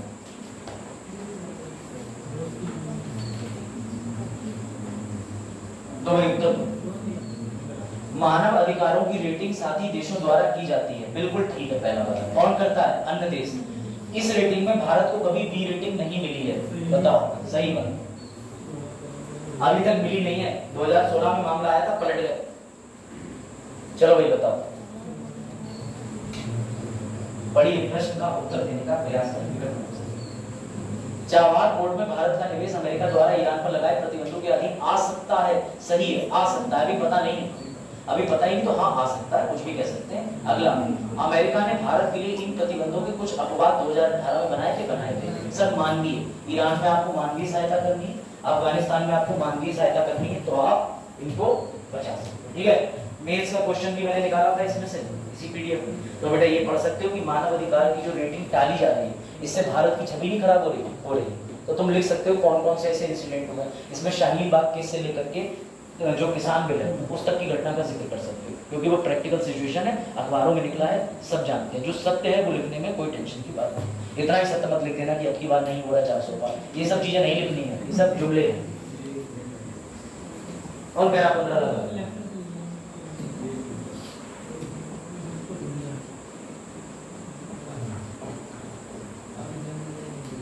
चलो भैया लो, ये कल वाले क्वेश्चन से शॉर्ट में, इसको एक बार देख लेना, अब याद है। चलो भाई बताओ। हाँ सेठ जी कहीं लिखा है, सेठ जी क्या है? Indian farmers fertiliser co operative के यानी इफ्को की फुल फॉर्म नए अध्यक्ष के रूप में किसे नियुक्त किया गया है? अच्छा, आर शंकर रमन। ओ आंसू आ गए। हाँ मारो तुक्का। जयंत त्रिपाठी कौन कह रहा? ये जयंत त्रिपाठी है। हाँ भैया लियो। और हाँ लियो। फर्स्ट वाला ठीक है। इसका उत्तर है बेटा, ये रहे इफ्को के नए चेयरमैन कौन है? दिलीप संघानी। याद रखना, इससे ज्यादा तुम्हें याद रखने की जरूरत नहीं, बस ये याद रख लो इफ्को का हेडक्वार्टर कहाँ है, क्योंकि हेडक्वार्टर बहुत जरूरी है। ठीक है, अरे मतलब मुझे हर बात पे तुम पूछोगे। चलो, हेडक्वार्टर इसका नई दिल्ली में है बेटा। उसके अलावा अध्यक्ष कौन है? दिलीप संघानी। स्थापना कब हुई थी? 3 नवंबर 1967 को। इनकी नियुक्ति के साथ में ये और देख लो, ये बड़ा अच्छी है। हाल ही में संजय कुमार मिश्रा जी को कौन बनाया गया? तो बेटा जीएसटी अपीलेट ट्रिब्यूनल, जो कि पहली बार पोस्ट बनाई गई, पहली बार। इसमें कुछ जो नियुक्तियां हैं बेटा वो मत भूलना। एचडीएफसी लाइफ के अध्यक्ष भले ना याद रखो, संजय कुमार मिश्रा याद रखना। राष्ट्रीय जूट बोर्ड पीसीएस में आएगा। पीसीएस में पूछ लेता है कि कॉफी का बोर्ड कहाँ है, समझ रहे हो? क्वाइल के लिए पूछ लेता है, जो नारियल होता है उसका पूरा उतार लेते हैं ऊपर से। इसका भैया आपको बताना पड़ता है कि किस राज्य के अंदर कहाँ पर स्थापना हुई है इसके उत्पादन की बोर्ड की। रेलवे के जोन पूछ लेता है। तो याद रखिएगा अरुण के बारे में। ठीक है, अलगप्पन कोरोमंडल इंटरनेशनल के कार्यकारी अध्यक्ष हैं। लिख लो, इसमें 2-3 ही काम किए। संजय कुमार मिश्रा जी बेटा, वो तो बहुत ही इंपॉर्टेंट है, मिश्रा लोग हैं, शशि भूषण सिंह और अलगप्पन। ये 3 बार। ठीक है, बैंक का काम मिस्त्री जी कर रहे हैं। लार्सन एंड टर्बो पर ईश्वर की कृपा।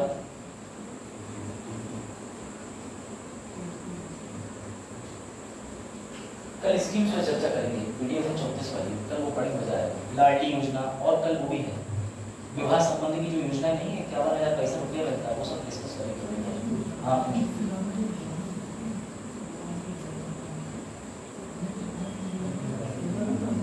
बिल्कुल जी, उसमें अंतर है। अग्रिम जमानत बहुत शॉर्ट समय के लिए होती है, लेकिन बेल होती है उसमें बोर्ड लंबे समय के लिए होता है। अग्रिम जमानत में कहा था 1 जून को वापस आओ, तभी तो अमित शाह जी कह रहे थे जवाहर लाल नेहरू ने 1 जून को बोला तो चलो भाई देखा कोरोमंडल इंटरनेशनल। हाँ बेटा, पेन नहीं चलाते हो तो नींद आएगी। ये करंट के अंदर सबसे दुख की बात है, पेन नहीं चल रहा तो नींद तो आएगी। मैं लोग 16 19 कह रहा हूँ। हाँ क्या कौन कह रहा है? कलीम भाई। क्या कलीम बताइए? कुछ नहीं कह रहे, तुम तो पेन नहीं चलाओ, राइटिंग कल हमारी विदाई है। कल हमारी विदाई है। विदाई? कोई विदाई नहीं, महीने बाद मिला दम के 3 बार आ गए सर, पॉलिटिक विदाई के फिर एनवायरनमेंट में विदाई करते फिर आगे काम नहीं करेंगे। चलो भैया देखो इधर, इसका उत्तर हाँ, इनके फोटो पे मत जाओ। बजरंग पुनिया, ये सब बॉडी बिल्डर एक ही जैसे दिखते हैं, ये नहीं है बजरंग पुनिया, मुझे पता है फोटो देख के तुम रिजेंबल कर रहे हो। ये है अमन सहरावत। धोखा हो गया, धोखा तुम्हारे साथ। पेरिस ओलंपिक में क्वालिफाई करने वाले बेटा ये जो व्यक्ति हैं, इन्हें जरा ध्यान से देखो। ठीक है, आप समझे? नहीं है पुनिया जी, तो भैया ये कौन है? अमन सहरावत, ये रहे। ठीक है, अमन सहरावत कौन से भैया ओलंपिक्स में जाएंगे? तो ओलंपिक 2 तरीके के होते हैं, शीतकालीन, ग्रीष्मकालीन। तो इस समय जो होने वाले वो कौन से होंगे, क्योंकि सर वो अगस्त माह में हो रहे हैं, जुलाई से, तो ग्रीष्मकालीन होंगे। कहाँ होंगे बेटा, पेरिस में। इनमें जो 5 चक्के पड़े हुए हैं, इसमें से पीला वाला एशिया महाद्वीप को दिखाता है, और दूसरी बात ये भी है सभी महाद्वीप आपके सामने हैं। ठीक नहीं समझे?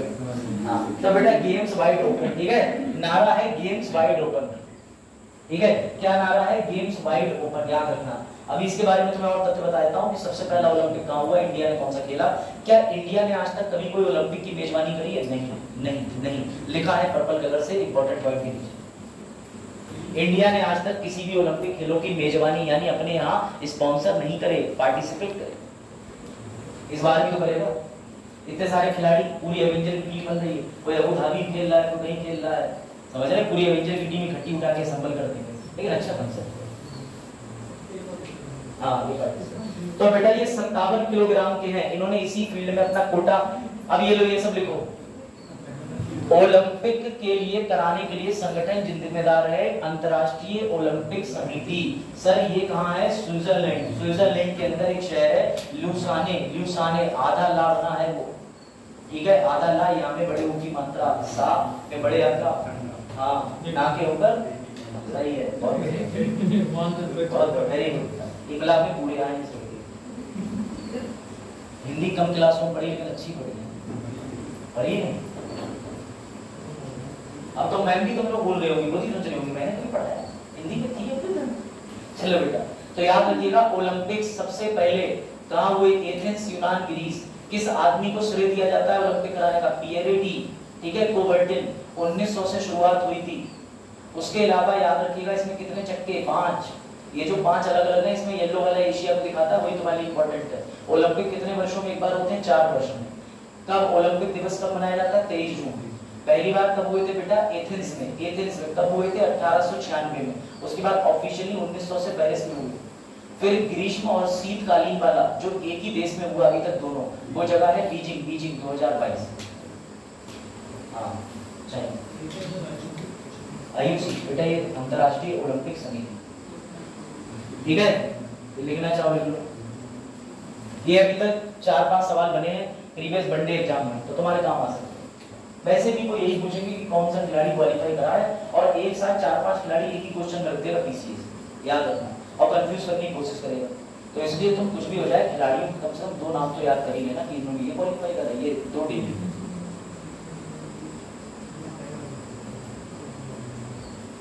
हाँ भाई, क्या लिखो, गुड।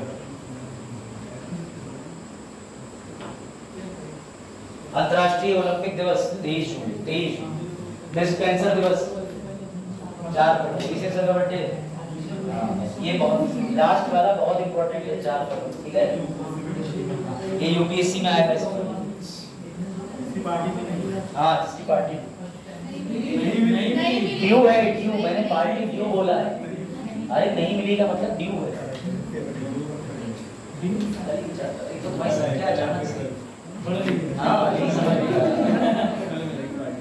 से कम आ रहे थे, मैं सोच रहा था आखिरी दिन 5-6 बच्चे रह जाएंगे आराम से। अच्छा तब तो तुम आओगे परसों, परसों क्या से आज ही कर लो, चलो इधर आ जाओ, चलो भैया पहले प्रश्न क्या, हाँ मटर पनीर है, तरीफ कहीं निहारी चलाओ, इससे काम नहीं चलेगा। कोल्ड ड्रिंक थोड़ी हल्के से, थोड़ी देर में वनीला की ब्रेक में वाले जल्दी बढ़िया है, देखो इधर तुम्हारे लिए व्यवस्था देखूंगा, अभी मैं रास्ते में जाऊंगा, एक तो प्याऊ लगे होंगे, आ जाओ सबको विशेष दावत धोनिया चौराहे पे, तो ये कि सब लोग जो गुलाबी शरबत भर भर के पियो 3 गिलास, प्याऊ लगवाते हैं, सही करे। चलो अच्छा ये देखो कुछ विचार करते हैं। चलिए भाई, अंतर्राष्ट्रीय पादप स्वास्थ्य दिवस, देखो भैया आपको पता है पादप को क्या कहते हैं भैया, इन्हें प्लवक भी कहते हैं, प्लैंकटन भी कहते हैं, ठीक है। आपने पढ़ा था कि समुद्र के अंदर जू प्लैंकटन होते हैं, फाइटोप्लैंकटन होते हैं। तो कब मनाया जाता है प्लैंकटन दिवस, तो बेटा ये मनाया जाता है किस मई को बताओ, 12 मई। हाँ जान पूछ के बेटा लग रहा है, क्योंकि भैया इसका उत्तर है 12 मई। 11 मई को कौन सा दिवस मनाया जाता है, राष्ट्रीय प्रौद्योगिकी दिवस। क्यों मनाया जाता है, क्योंकि सर जो दूसरा परमाणु परीक्षण हुआ था 11 मई 1998 को, इसकी थीम लिख लो, पौधा स्वस्थ सुरक्षित व्यापार डिजिटल प्रौद्योगिकी, लिख लो, थीम ही आएगी।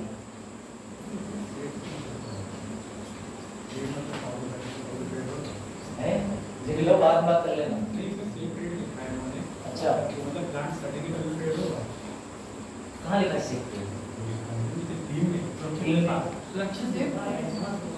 अरे भैया, सुरक्षित व्यापार का मतलब ये है कि कुछ तो ट्री उगाई ऐसी जाती है, बैम्बू है उगाया, लेकिन इनका मानना है कि व्यापार के लिए लो लेके लगाओ भी तो, तभी तो रतन टाटा बाकी इंडस्ट्रियलिस्ट से क्या बोला है कि भैया तुम्हारे लिए ग्रीन क्रेडिट सिस्टम क्यों उपलब्ध है। देखो, पौधा स्वस्थ सुरक्षित व्यापार डिजिटल टेक्नोलॉजी प्रौद्योगिकी। कल तुम्हारे लिए क्लास में लाडली योजना और ये सब रहेंगी तो नंबर ज्यादा आएगा। हाँ, लखपति दीदी योजना बता देंगे। तो मैं भी वैसे भी एक योजना इसी में आ रही थी, उसमें महिलाओं को ड्रोन संबंधी सहायता प्रदान कर दी गई। चलिए भाई, इसका उत्तर दीजिए। आरबीआई के कार्यकारी निदेशक कौन बने हैं? ठीक है, कार्यकारी निदेशक को कहते हैं बेटा ईडी। ये वो ईडी नहीं है जिन्होंने केजरीवाल जी को अरेस्ट करा, ये अलग ईडी है, बैंक का अलग ईडी है। बताओ भैया क्या नाम है इनका? इनका नाम है CR लक्ष्मीकांत राव। आरबीआई की स्थापना 1 अप्रैल 1900। सबसे जरूरी हेडक्वार्टर, आरबीआई के गवर्नर कौन से नंबर के हैं? 25, शक्तिकांत दास। डिप्टी गवर्नर बेटा 4 है, राजेश्वर स्वामीनाथन रवि MD। सम्मानित लगा लेंगे, टिप बता रहा। राजेश्वर जी, स्वामीनाथन जी, रविशंकर जी, MD पात्रा जी। ठीक है, तो बेटा याद रखिएगा, ये जो ईडी का पद है ये कार्यकारी निदेशक का पद है, ये ध्यान रखना।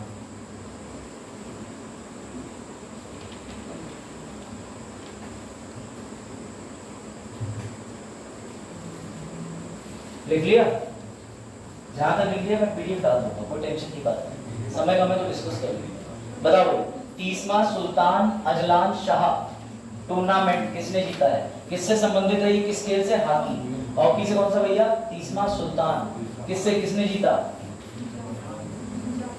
जापान। लिखा कहीं नहीं है लेकिन बता रहा हूं। हाँ, हाल ही में चीन ने कौन से कप जीते? थॉमस और उबेर कप बैडमिंटन में। इसके अलावा रियल मैड्रिड ला लीगा, ठीक है, 36वां ला लीगा रियल मैड्रिड ने, स्पेन ने महिला फीफा विश्व कप। तो ये लिख लो, याद रखना। ज्यादातर चीजों को कनेक्टिविटी से याद कर लिया करो। चीन Thomas Uber cup, Real Madrid 36वां ला लीगा, स्पेन ने महिला विश्व कप। ठीक है, स्पेन ने महिला विश्व कप जो जीता है वो किस खेल में जीता है? फीफा किससे संबंधित? जरूर जाओ। हाँ, जो फीफा फुटबॉल नहीं बोल पाता समझ लो बेटा IAS की तैयारी लायक नहीं। फीफा का क्रेज कम है इंडिया में, अब तो बढ़ गया है। रिटायरमेंट ले लिया किसने? किसने क्या कह रहे हो? सबसे ज्यादा सेकंड हाईएस्ट गोल करने बड़ा पता टीम कैसी। हाँ, नहीं तो उसे विदेश में तो किसी और टीम में नहीं दिया था, किसी पद में शायद मैं पढ़ाई करके सबसे बढ़िया नहीं भैया एक ही है जिसके ऊपर ये भी आता है कि इनका पेज का लगता है ये भैया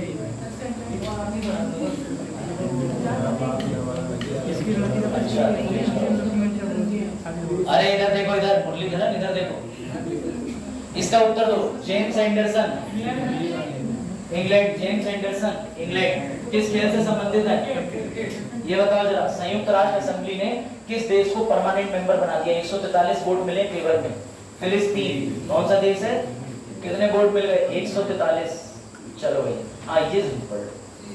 ZIG करेंसी किसने लॉन्च करी है? जिम्बाब्वे में। इसका उत्तर बताओ भाई।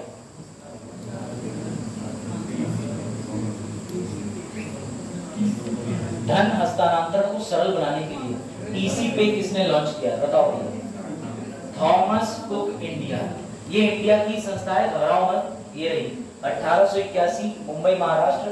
ट्रेवल से संबंधित है। ऐसा नहीं कि नाम थॉमस कुक है तो तुम कहीं ये विदेशी आए थे जो है ना जहांगीर के दरबार में, पहले स्टीफन हॉकिंस, फिर थॉमस कुक भी आए है ना, तो ये मोबाइल कुक नहीं है, उन्हें मरे जमाना हो गया चाचा।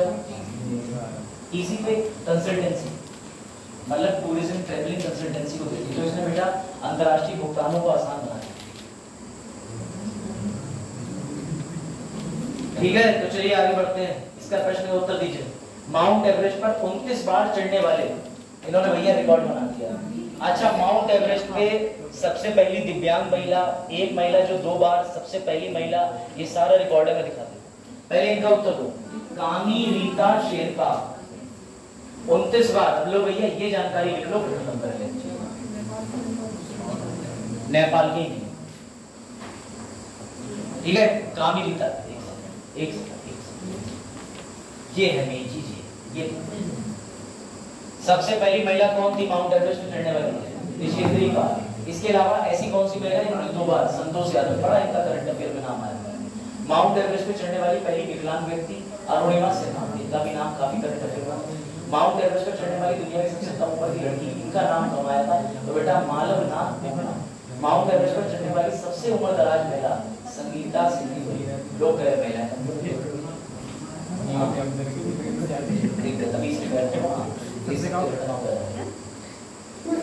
करीम कह रहे हैं कि नेपाल उधर चढ़ी जाएंगे, हम लोग अपने फीवर चढ़ जाते अब तक। ऐसा नहीं, चढ़ना बहुत टफ है। ऐसे कई जगह हैं जहाँ पे इतनी चढ़ाई संभव नहीं हुई माउंट कैलाश पे। लेकिन माउंट कैलाश पे एक व्यक्ति है जो चढ़ चुका है, पता है? मरियप्पा की स्टोरी सुनी? मरियप्पा बुद्धिस्ट धर्मगुरु मरियप्पा चढ़ चुके हैं। उसके बाद मॉन्क थे, लेकिन मतलब कुछ है उनकी स्टोरी पढ़ना, कोई साक्ष्य तो नहीं मिलते, लेकिन बताते हैं कि मरियप्पा जी उस पर जाने के बाद दोबारा फिर कभी नहीं सीखी।